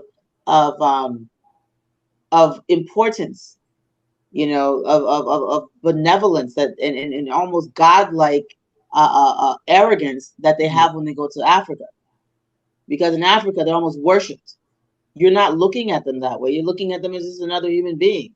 So they don't get that thrill when they're talking to Dennis Ja, because Dennis is just a guy talking to another guy. But when they're in Africa and they're picking up that baby, oh, yes, sir. Oh, he's not going to save us. You're not going to interact like that. So what is their interest to even talk to you, Dennis? Maybe when you get down and start praising them, yes, hold my children. Put your hands on them so they can be saved. Right. Then maybe they will talk to you. Next time, change your behavior. Don't be so Edwin Barkley like. Oh, I give a testimony of how I was eating human beings. Don't be so Edwin Barkley like, Dennis. You will come bow a little bit. It'll be nicer to you. William Tubman is regarded as a great Liberian character. He was described by his predecessor, President Edwin Barkley, as a jolly, back-slapping, finger-snapping fellow who could carry his liquor well, popular with women of a certain type, and a careless spender of his own. Oh, you can't see the rest of it. Hang on. No. A careless spender of his own and other people's money. At official functions, he always appeared in a top hat and a morning coat. This is pure shade. The source of this quote is 100 Great Africans by Alan Rake, published 1944. And the reason this is extreme, this is shade at the highest. This guy just dragged the level of animosity between these two men was hysterical. And sometimes I wonder if it was a little bit more than about torch bearing and carrying the torch of Liberian sovereignty. Maybe something else was going on, because this is so shady. He basically calls him jolly, which is almost a code word for silly. Like he's calling a man a coon. At that period in history, if you calling an African man, a black man, jolly, you're basically saying this is some jolly guy. He's buck dancing. He's jolly. He's buck dancing for these folks. And then he's a finger snapping, buck dancing kind of guy. This is so disrespectful to Tubman. And then he goes on to say he carried his liquor well. So he's telling you that this man was a heavy drinker. He was a buck dancing, finger snapping, jumping through the hoop, performance monkey for these imperialists. And then he's telling you that he also was a wasteful spender. He spent his own money and other people's money. And at official functions, he dressed in a top hat and morning coat, meaning he dressed like a buffoon. This is so disrespectful. I put this in here to show you the level that Edwin Barkley, and then they published this in 100 Great Africans, which was actually a tribute to Tubman. They go post this really shady quote from Barkley. And I read this thing like 4 or 5 times trying to figure out if I was bugging on the interpretation, but I'm not. That's exactly what he's saying about his successor. He said he's popular with women of a certain type. I wonder what. Yes. I just wanted to leave that one out. The guy threw I mean, this is the kind of shade you get. I don't even know. I don't know. I mean, President Salif ain't throw that kind of shade on we yet. I've never seen this before in Liberian history, but the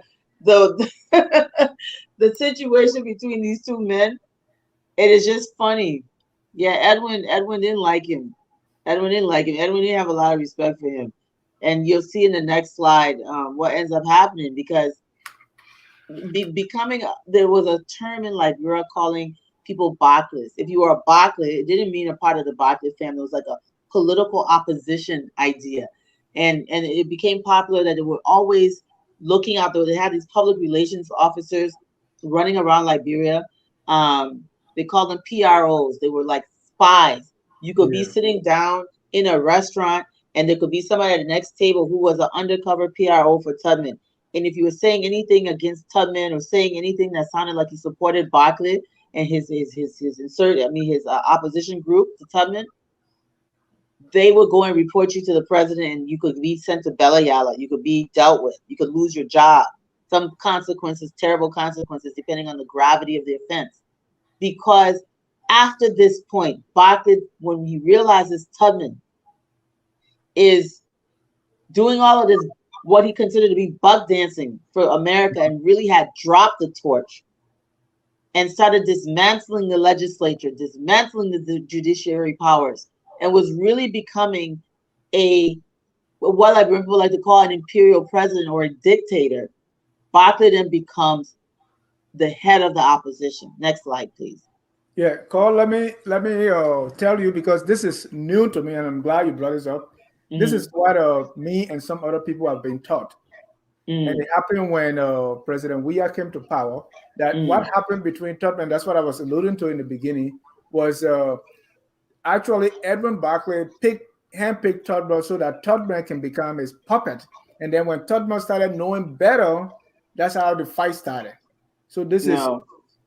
yes. So people were drawing and say, well, there's the same thing.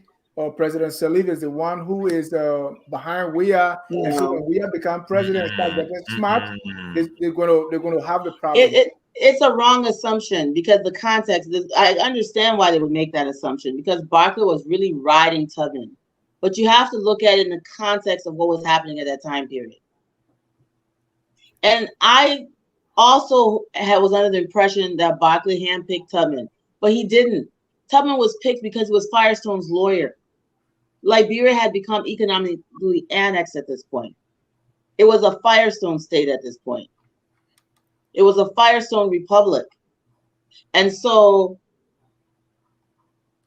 it was basically just a plantation for the United States. So they needed an overseer. They didn't need independent, sovereign political leaders. They needed an overseer. And before even Barkley was president, you had Herbert Hoover set all this into motion. Right. They tried to kill Barkley to install a dictator. It didn't work. So now that we have access to some things that have been declassified, now that we have so much access to information, even though that conclusion kind of makes sense, it's not actually true because now we know exactly who brought Tubman because it's available. And we know where it started. It started with Hoover. Roosevelt executed it. Barkley had no choice. But what Barkley believed was that even though this was the case, Tubman would still do certain things to protect Liberia. Barkley was forced to get rid of the British pound and use the US dollar because of Firestone. That happened just before Tubman was president. That was the beginning of the economic annexation. Yeah, the But dollar. when Tubman got there, he started getting into this whole McCarthyism thing, suppressing freedom of thought, anti-socialism. So all of these things started happening. And Barclay said, you know what? Our country is gone. We're no longer a country. We are now just a plantation. And Tubman is just an overseer for the plantation. So Thank you. they're kind of correct, but they're leaving some really important things out. So it's not that the conclusion is bad. It's only they're making that conclusion because there's some information that's missing that they didn't have, Yeah. And I which is just got the the information tonight. yeah. I mean, And we've I was, also talked about it on previous episodes. It's not the first time we've been talking about this, Dennis. So Barclay as the opposition leader, he then leaves his beloved True Whig Party and it forms the Independent True Whig Party. I also want to mention that I think I did already that he's the last of that succession of presidents that line of four presidents who were not of African American descent until Tubman comes in, who is an African American a man of African American descent. And so the True Whig Party had been run for a very long time by Congos, indigenous people, Caribbean immigrants, people who were not African American were really in the leadership of the True Whig Party from Arthur Barkley's time until Edwin Barkley's time. And now Tubman takes over. The African Americans now have control of the party, but it's a dictatorship. And so they form an opposition group. E.J. Barkley, Edwin James Barkley, opposition leader. One of the things that the opposition, the ruling party, the regular True Whig Party, one of the things Henry's, who was the chairman, he was an indigenous man, he was the chairman of the True Whig Party, he didn't break away to the Independent True Whig Party. These are the things that Henry's pointed out about the opposition. He said, look, Edwin Barkley is opposition to Tubman, so now we're going after his presidency. He now becomes an opposition leader. He gathers people who are very close to him because it was dangerous to be in opposition. But he has his cousin, whose name is also Edwin Barkley, but Dr. Edwin Barkley becomes treasurer. His daughter's husband, Benoni Dunbar Sr., was the national chairman of this new Independent True Whig Party. His daughter, Diana Coleman Cooper, Coleman-Cooper, was the administrative secretary. So Diana Coleman is the granddaughter of President Coleman, the daughter of S. David Coleman. I got that a little bit out of order, sorry. Not Barclay's daughter, but S. David Coleman's daughter. And then S. David Coleman, of course, is the son of President Coleman, who was eventually killed by Tubman because Tubman claimed that he was trying to overthrow him in an attempted coup, which people say was not true. Then you had Othello Coleman, who was the son of S. David Coleman, who was the director of budget. And so this was their accusation for why, the party is just one family, but it actually wasn't true. The truth is, you had all of the Gola people, you had like the whole Bomi, you had all of these people that were in opposition to Tubman. They even harbored S. David Coleman for almost a year to protect him. So the entire country was secretly part of the Independent True Whig Party. And the U.S. government helps Tubman with this kind of spy system, where anyone that was considered a Barkley was a problem in Liberia. And so they started hunting out these Barclays, not meaning the last name Barkley, but it was considered like a political sect. When they called you a Barkley, it was like calling you opposition, like you were a follower of Barkley. But he actually had a greater amount of support than Tubman did. Coleman lost his life. Many people were sent to Belayala. So this is how, but he stayed alive because of the extreme loyalty. This man finally passed away of natural causes. At the age of 73. He shouldn't have lived that long. But he was protected by those around him, and Tubman couldn't get to him or do anything. He just was a thorn in Tubman's side until 1955. When Edwin James Barkley died in 1955, Tubman was at last free of this shadow, this constant thorn in his side, reminding him take the torch and carry it forward. One of the most incredible things that I discovered is that the Talberts were mentees of Edwin Barkley, quiet and stoic until they became leaders. When William Tubman, when William Talbert took over, when Tubman passed, he picked up Barkley's torch. Not Tubman's torch. He picked up Barkley's torch. He became a venomous, in a positive sense, Pan-Africanist. He became anti-U.S. policies towards Africa. He spoke up against U.S. policies towards Africa. He went to the United States and did exactly what Edwin Barkley did, which Tubman never did, which he went to the United States and confronted the United States about the hypocrisy in the foreign policy towards Africa. That didn't happen at all during Tubman's time. Tubman was very friendly to the U.S., friendly to England. Everybody was his friend. Talbert picked up the mantle from Barkley. He started interacting during the Cold War, during this McCarthyism era. He started interacting with Russians. He opened up diplomatic relationship with Russia. He started doing all of these things, these socialist type things, nationalized industry. He was doing all of these socialist things during a McCarthyism era. So no, Talbert, if you really study Talbert's policies, they were a continuation of Barkley and not Tubman. They're the polar opposite of Tubman's. And Talbert was not installed. He inherited the presidency because the dictator died.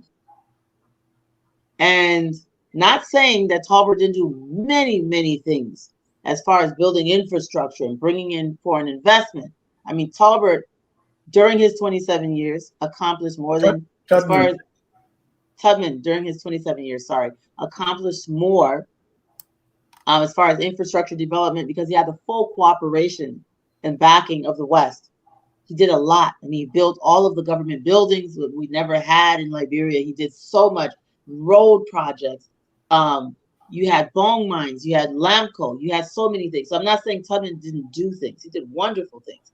What I'm saying is when it comes to policy towards the United States, Talbert took a 80-degree turn. A 180-degree turn from what his predecessor was doing. And he went back and picked up Barkley's torch and put on that radical hat and started saying, I mean, he was going around doing speeches condemning apartheid South Africa and U.S. hypocrisy. So it is a continuation. So Barkley's legacy did not die. It was picked up, and unfortunately, we know what happened to Talbert. But yeah, I just want to. So that concludes really our presentation on Edwin Barkley. Edwin Barkley the Great, and may his soul rest in peace. This is your president. And I tried to come as close as Edwin Barkley with my hat, but I just could get my son's hat. So it really doesn't fit. It's your son's hat. I see, but it's cute. I like it. I can go with Edwin Barkley. All right. That's funny. We're going to go through the comments, but also please call the number on the screen to take part, 605-313-6004. The code is 791-403#. And let's go through some comments here.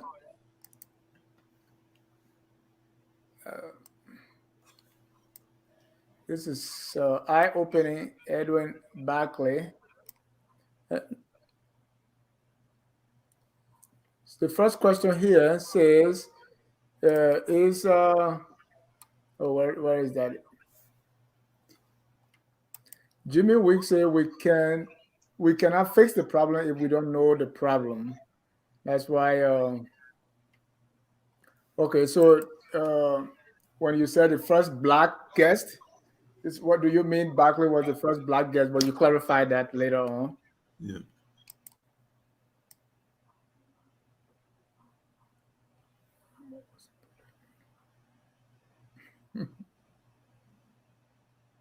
Yeah. Elvis say, is Barkley your favorite president? God, it's okay. El- Is is President Barkley your favorite president? I don't think we measure favorite and not favorite, right? Yeah, I don't have a single favorite president. I have so much admiration for many presidents. Uh, going far. I mean, I admire many of them for many different reasons. But if I had to say I have a single favorite president, that's such a European thing to do, to always try to rank people. It's a continuation of a cause. Everybody had their role in the struggle. And no, I don't have a favorite president. Say, this sounds like the Tuskegee experiment, and Yeah. so here is your. They say we should definitely do a show on this terrible experiment. It's very important.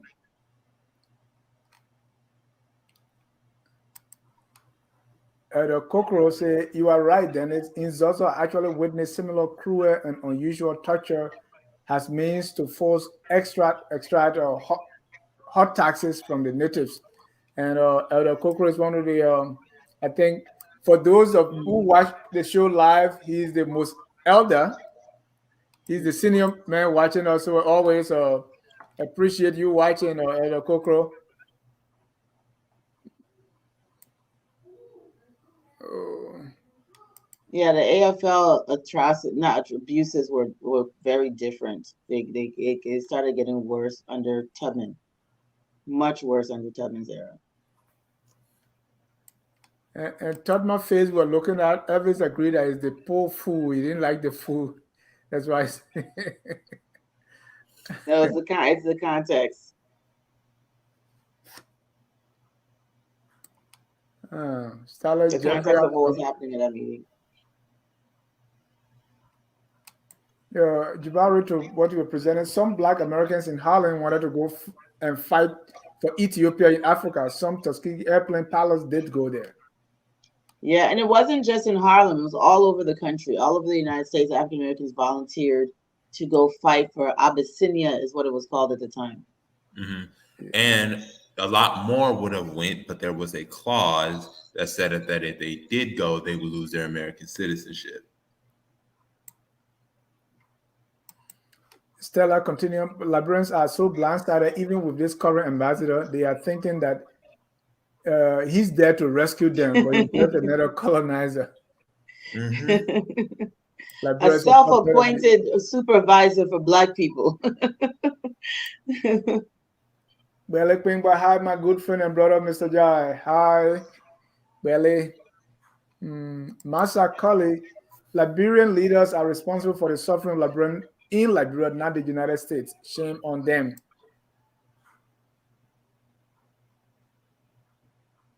And who's responsible for the Liberian leaders? They're not the Liberian citizens.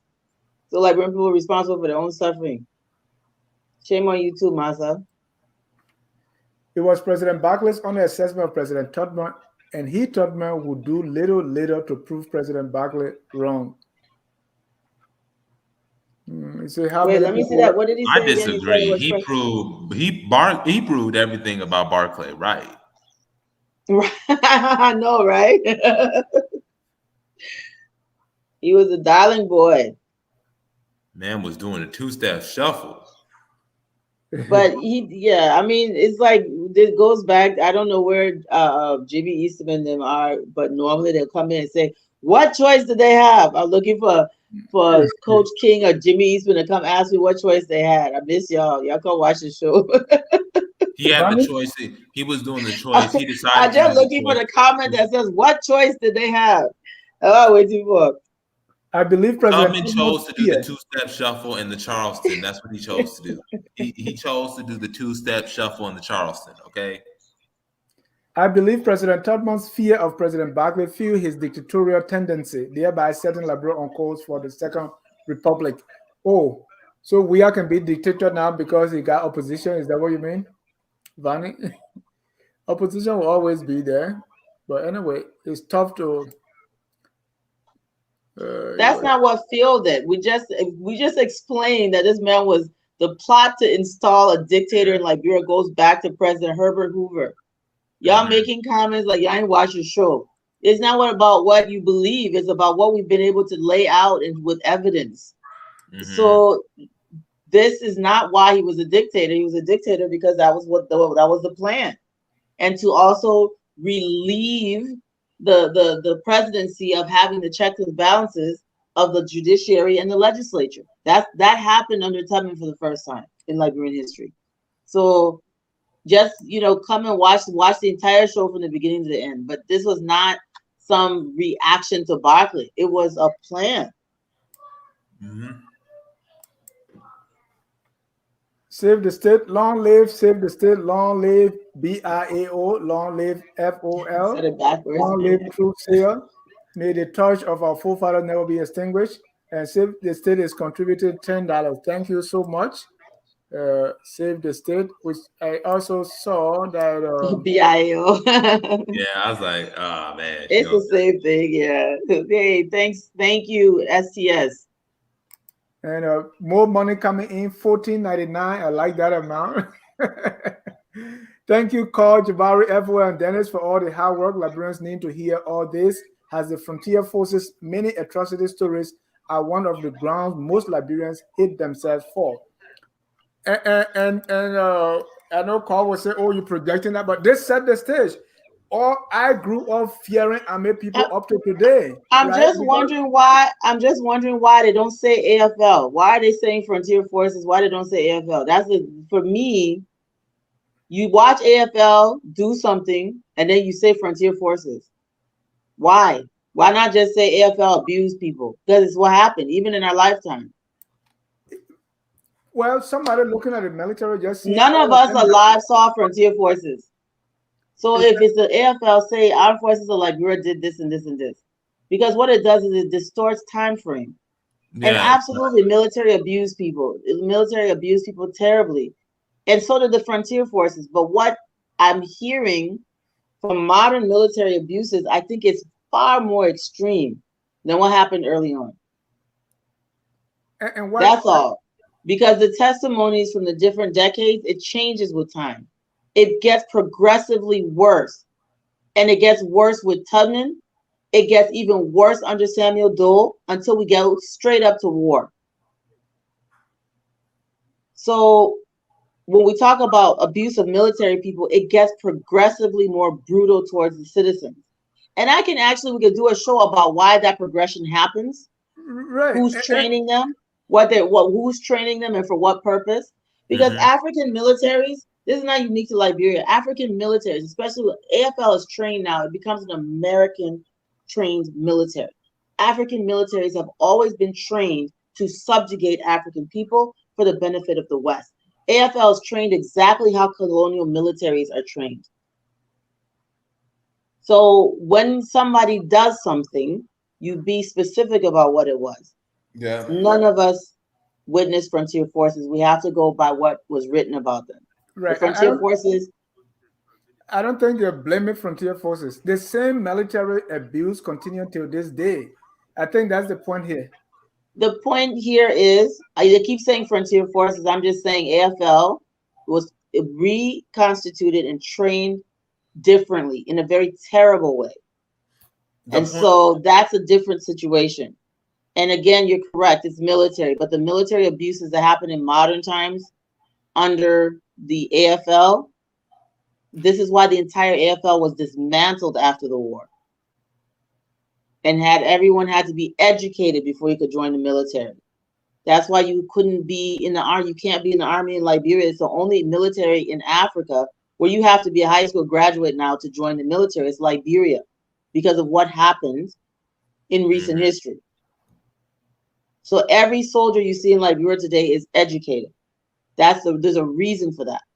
So we can have a different show about it. I just don't want us to confuse time periods and centuries. That's all. Yeah, and they're different. They're different structures. The AFL was structured differently than the Frontier Force. You have to understand that they're not the same thing.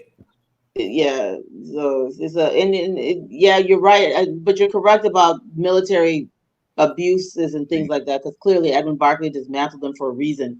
But the extreme abuse that it happened in modern era, it was extreme, and it got progressively worse until very recent history. We saw what happened. I mean, they were at a point in, I mean, in the 80s and 90s, they were literally going in and trying to commit genocide against people, wiping out whole villages. I think we had the worst military abuses in Liberian history under Samuel Doe. Oh my! Oh, oh, oh! What he did was. Oh. I saw the militia beating the man almost to death in my hometown during the 70s because he did not attend a drilling ceremony. They were a very wicked group of native hooligans. This is from Yeah. Gothi. Yeah, they were wicked. They were trained to be wicked. The way they trained the armed forces of Liberia was not good. And the way they recruited them also wasn't good. It was horrible. They trained them to do that. It's the same way they trained the soldiers in Nigeria, in Sierra Leone. The methodology to train them was to train them against the people. The modern African militaries were trained to oppress African people in the interest of the West.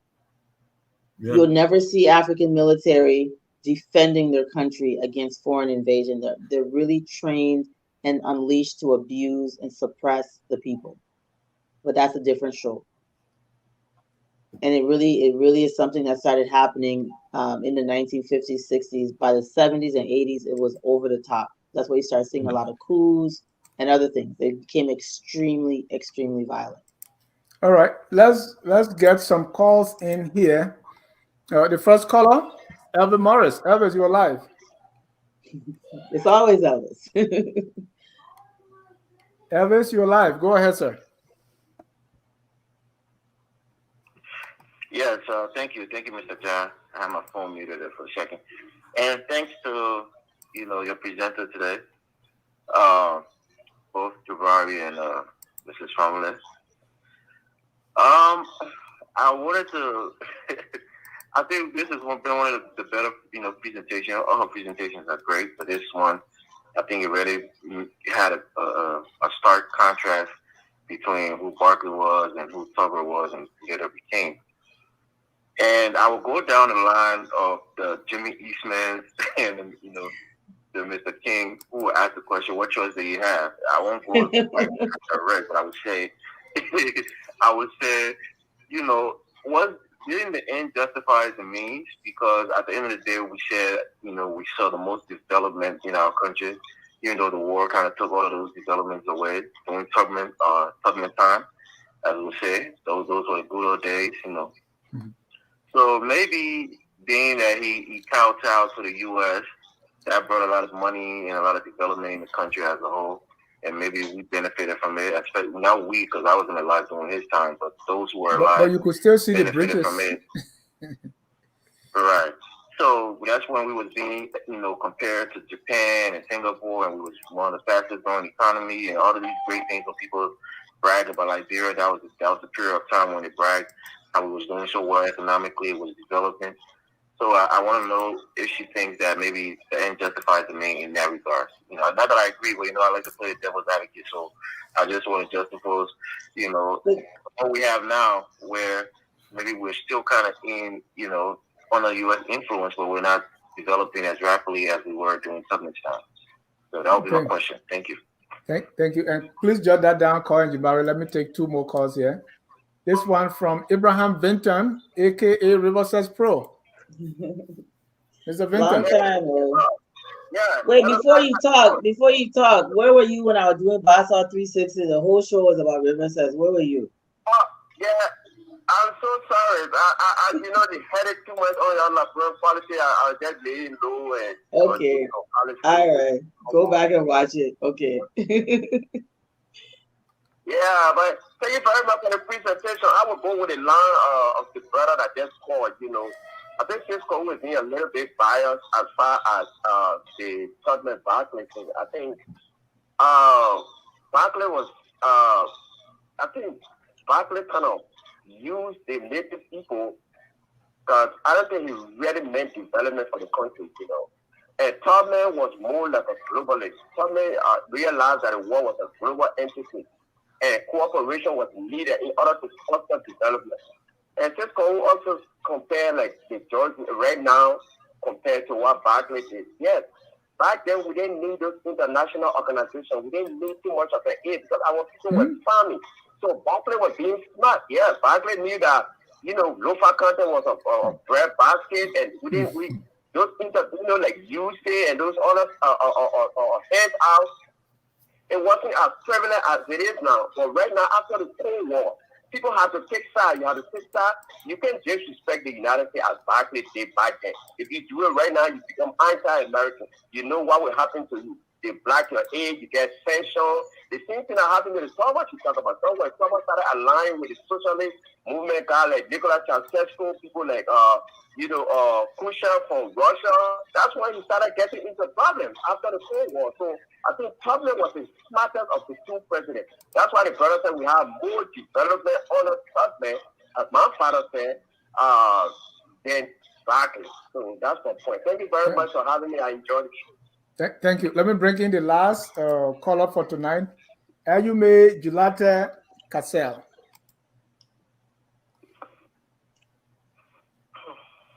Go ahead.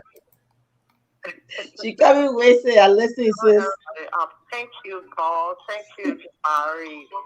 Thank you, Candice, and thank you, Edwin. Jabari, sorry I got our PIAO wrong. I'm very sorry, but I'm a long-lived PIAO. All right. I don't know where we're starting from, but let's say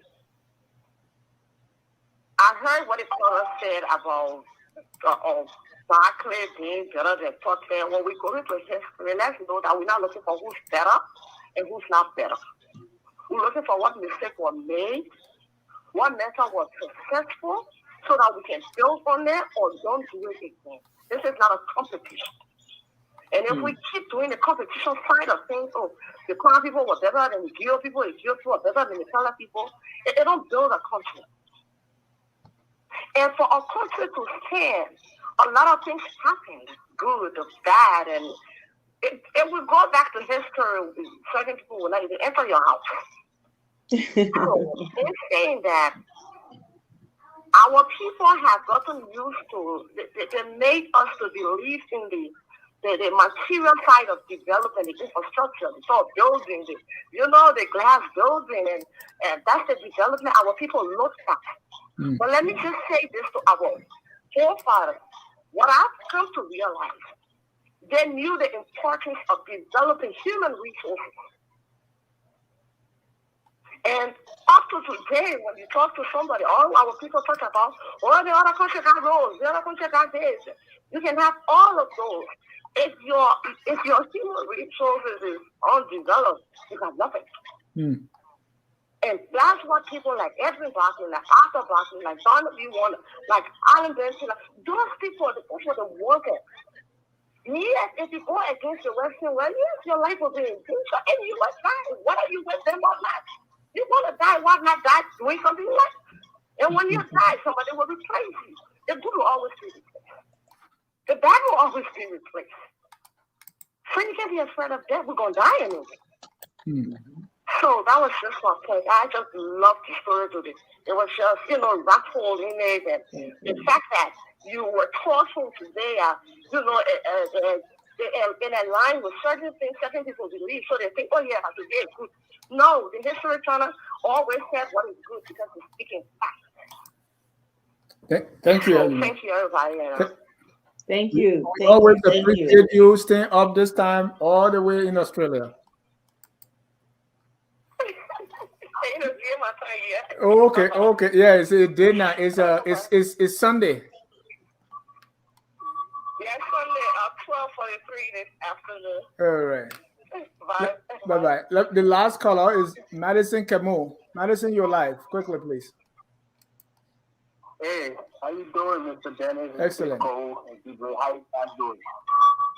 Hello, are you hearing me? Yes, sir.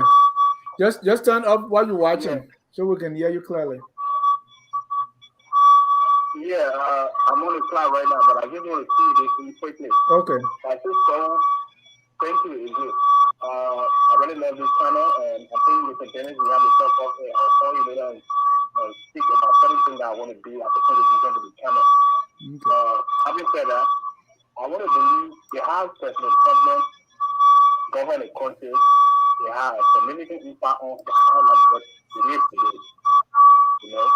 the way we ran the country, it was not a democratic point. We are expecting our country greatly today. This is why we continue to face all these problems. You know, the first 4 years can't finish, 7 years can't finish should have left for power. That's how it should have been. But because we get onto power, we really, really damage our country and nation. That's what I have to say. Thank you so much. So, full calls, call Jabari. Yeah, so I wanna start with, we'll go backwards. I'll start with AMA's brilliant analysis, and I'll refer everyone to a poem by Claude McKay. He's a Jamaican poet. He wrote a poem called "If We Must Die." I think the last line of that poem is "Pressed to the wall, dying but fighting back." Our human beingness is not subordinate to the human beingness of other human beings. We are human beings. In the same way that other human beings want their children to live in a world free for them to assert their self-determination and manifest the destiny of their own will, their own free will. The same way other human beings have those aspirations is the same way that African human beings should have that same free will. And every time I hear Africans, especially African men, suspend their human beingness and subordinate it to the human beingness of other human beings, it breaks my heart. River Says Pro talks about, oh, if you go against the West, bad things will happen. The reason the West is stepping on our heads is because they are not cowards. They're not afraid to die. They rose to where they went to because they were willing to kill you to get ahead. And we sit here acting as if the destiny of all people who are alive is not death. We're all going to die anyway. I said this repeatedly about Charles D.B. King. He's not alive anymore. He made decisions to preserve his life and he's gone. He's dead. You're going to die. The life you live, if you are not going to assert your dignity and your human beingness, then what is the point? So every generation is just going to continue to be cowards and refuse to say, we have a right to self-determination. We have a right to live without being the subjects or the subordinates of other human beings. This is important. It is important that Liberian children are taught this, the same way American children and Chinese children and Japanese children and Indian children are taught that they have a right to assert their self-determination. Who told you, Abraham, that you don't have a right, a God-given right to sovereignty? This is not something that should be compromised in anyone's mind, no matter what you're up against. All human history is a history of people fighting for their self-determination. At some point, Liberians stopped fighting. If you watch the Liberian History Channel from Joseph Jenkins Roberts to Edwin Barkley, those 18 presidents, that is the story of us saying, you know what, you don't want to trade with us. As Daniel B. Warner, when he wasn't even president yet, when he was just a merchant, they stopped all ships from coming to Liberia because Liberians were stubbornly doing what all human beings have a God-given right to do, which is to be human beings. So they cut off trade and put an economic embargo. Daniel B. Warner reverse engineered a ship, built 2 vessels, and traded with Africans up and down the coast. This is a fierce legacy of self-determination that has brought us this far. We are poor landowners. We are a population that has been underdeveloped. But we still have this potential to do more. So River Says Pro, I disagree with you thoroughly and completely when it comes to the idea that being a coward and subjugate and just giving in to your subjugation. If this had happened, African people would still be in chains. You have a right to go to work today and earn a living for your labor because people before you didn't think the way you do. You have a right to get on an airplane with a passport and be treated with respect like a human being because people like that lived before you didn't think the way you do. Oh, if we fight for freedom, they're going to kill us. Let's just stay in chains. That's what I hear. And the very first question, what was the other one, Dennis? So I addressed two. Right. Edwin was saying what choice they have, or maybe the end justifies the means. I Tubman, think I might have, I think I might have also been addressing Elvis too. So that mindset that you're not a man, you're not as much of a man as a white man. So let a white man do their thing to us. If we get it crumbs, we'll be happy. That kind of mindset.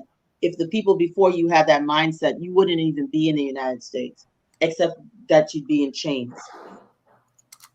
So that is really the tragedy.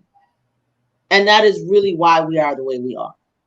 Because they have successfully taught and miseducated an entire generation to accept without question, and not only accept, but perpetuate and buy into the idea that they're not as human as other humans. Unacceptable. And call the other part he talked about is, hey, look at the big house I'm living in. So even if I'm look at the development and you spoke And eloquently the to whole that. thing is, you know, the development without human capital development means nothing. You know, you can have all of the skyscrapers in the world if the human beings are benighted, ignorant, incapable of making decisions and solving problems, the infrastructure will crumble anyway. Because infrastructure is developed by developed human beings. Other people, developed human beings, will not develop infrastructure for underdeveloped beings. Because the infrastructure will crumble. They won't be able to take care of it. They won't maintain it. Human capital development precedes all these other things. So you can't be looking at the shiny house on the hill and the human mind is being kept under some kind of constraint and doesn't grow. So better lifestyles, better social organizations, clean environments come from human minds that have been developed. That should be the priority. The rest will follow. The problem solvers, the economy growers, the scientists, the innovators are the human beings that are tied to the land, not invaders. And nobody is going to invest in your country for your benefit. They're going to extract and use you until you're able to use your own resources for your own benefit. There's no easy way to it. We have to put that. This is why we even do this show, because we need to start thinking. We need to understand the situation we're in. We need to understand what has happened to get us here so that we know how to correct it. We don't do this show so that you can call in and tell us, say, oh, you know, Massa been good to us. They gave us few buildings here and there, and we still ignorant. This is not how it works. There's already a blueprint to our liberation. You cannot be so comfortable in your chains that you ask, what other choice do we have? Oh, Carl, please say that again. You cannot be so comfortable in your chains. That you ask, what other choice do we have? What other way is there for us to live? I just want to answer River says Pro's point. Well, he says, well, all the African leaders who oppose the West, including Gaddafi, Sankara, et, are all dead. Here's what I'm going to say about this. If you know this happened, this is why we study history. If you know it has happened before, why do you keep repeating the same mistakes and putting them on rewind? If you know the West is going to go after your leaders, it is the duty of the citizens, and especially those of us who are knowledgeable, to make sure that doesn't happen. think about it, and there's somebody in my organization that keeps saying this. If you lose the Super Bowl, do you simply say we're not going to try again? Or do you say, okay, what did we do wrong in this game? How do we go back next season so that we can get the job done? That is how you're supposed to be thinking. If this catastrophe happened with the coup happened with Tolbert, what do we do to make sure that it doesn't happen again? Because you said, because other callers were saying, well, the ends justify the means, and we got development. Ask yourself this question. We were promised during World War II, like I stated earlier, we were supposed to be fighting for freedom and democracy. Yet when we came home, we got Emmett Till. We got a man who served that was permanently blind. What were you fighting for? What were you getting out of there? The United States built all this infrastructure for you, and then they tear it right down. They got their own lackeys to destroy it for you. What did you get out of it? You got all this infrastructure, and they're taking away your family. They're taking away your livelihood. What are you getting out of it? You have to ask yourself deeply, is it worth it? Is it worth me giving my own sovereignty, my own soul? Clearly it is. Clearly it's worth it. You don't hear what they're saying, Jabari. They're saying it's worth it. I mean, I don't even know why you say that. That's what they're saying. And the thing is, the so-called infrastructure, when the war happened, exactly, people didn't even know what this stuff was for. Right? So when people try it, you got to go back and watch the whole series from the beginning. We laid out the entire story of this country's struggle. If you really pay attention to what we presented over the last roughly year or so, it will make you very proud to be a Liberian, and it will give you the courage you need to stand on your own feet.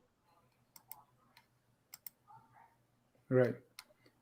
So the infrastructure you're talking about without the human capital development, that's what makes the boy to be shooting to dig up what they call Diane. So all that is gone because the mind is not developed to sustain it. And worse yet, when the mind's not developed, Dennis, it's not even about just sustaining it. You can incite an ignorant person to do anything against themselves. Yeah. One of the things about being ignorant is any way the wind blows, so goes the ignorant person.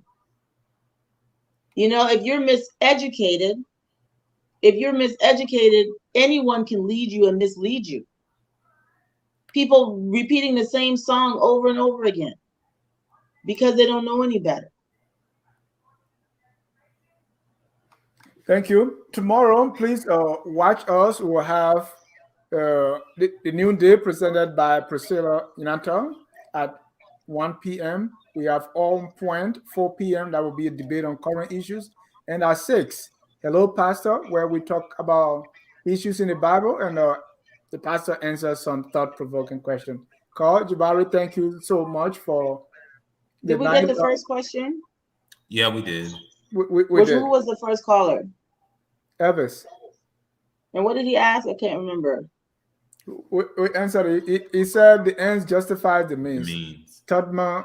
Oh, that was Elvis. Okay. Yeah. Thank you. Right. So thank you.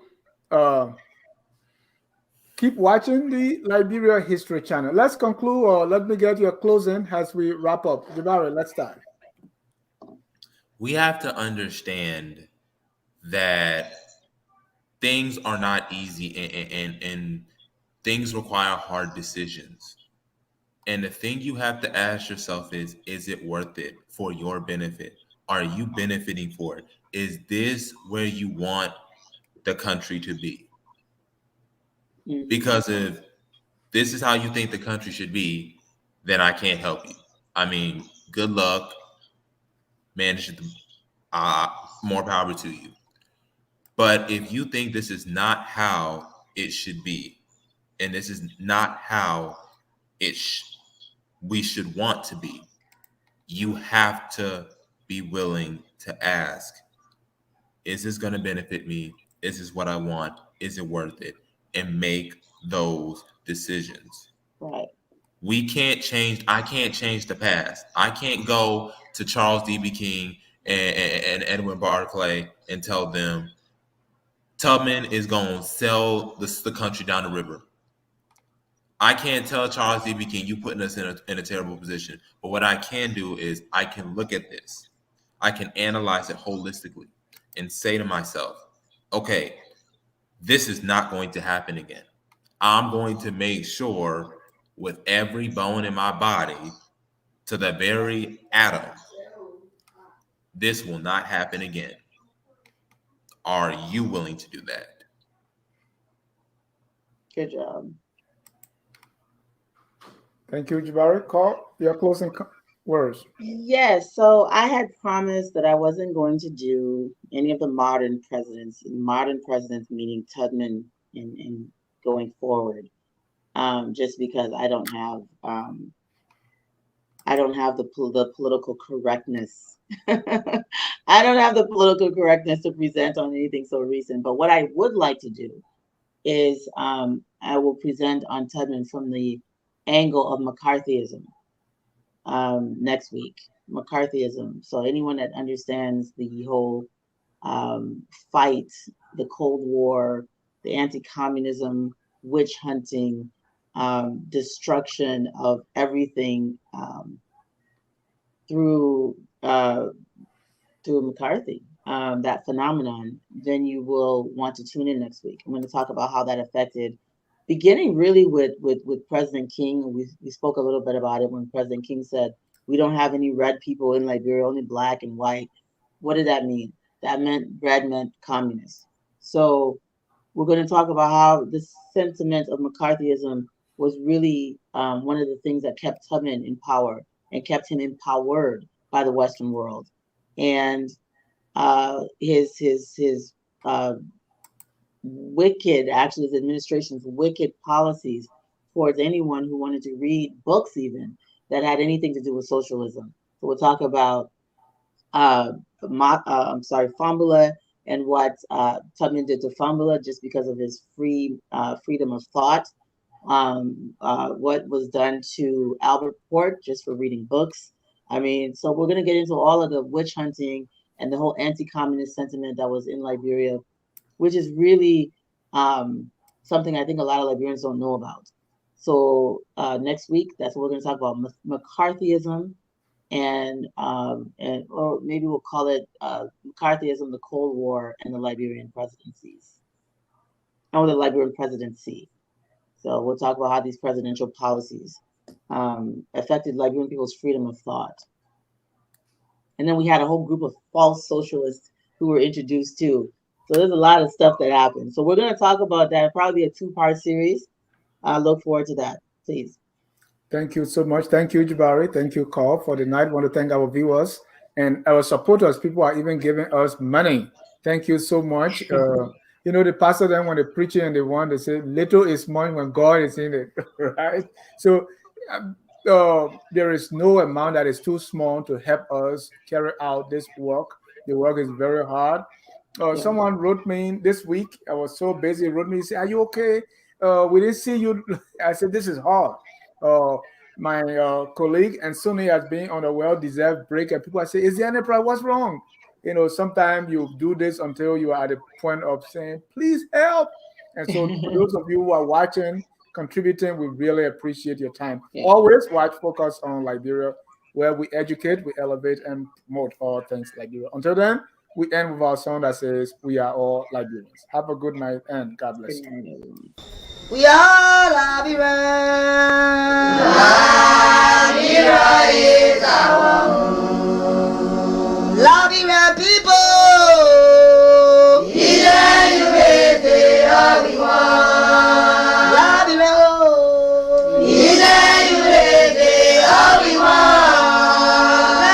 Liberia.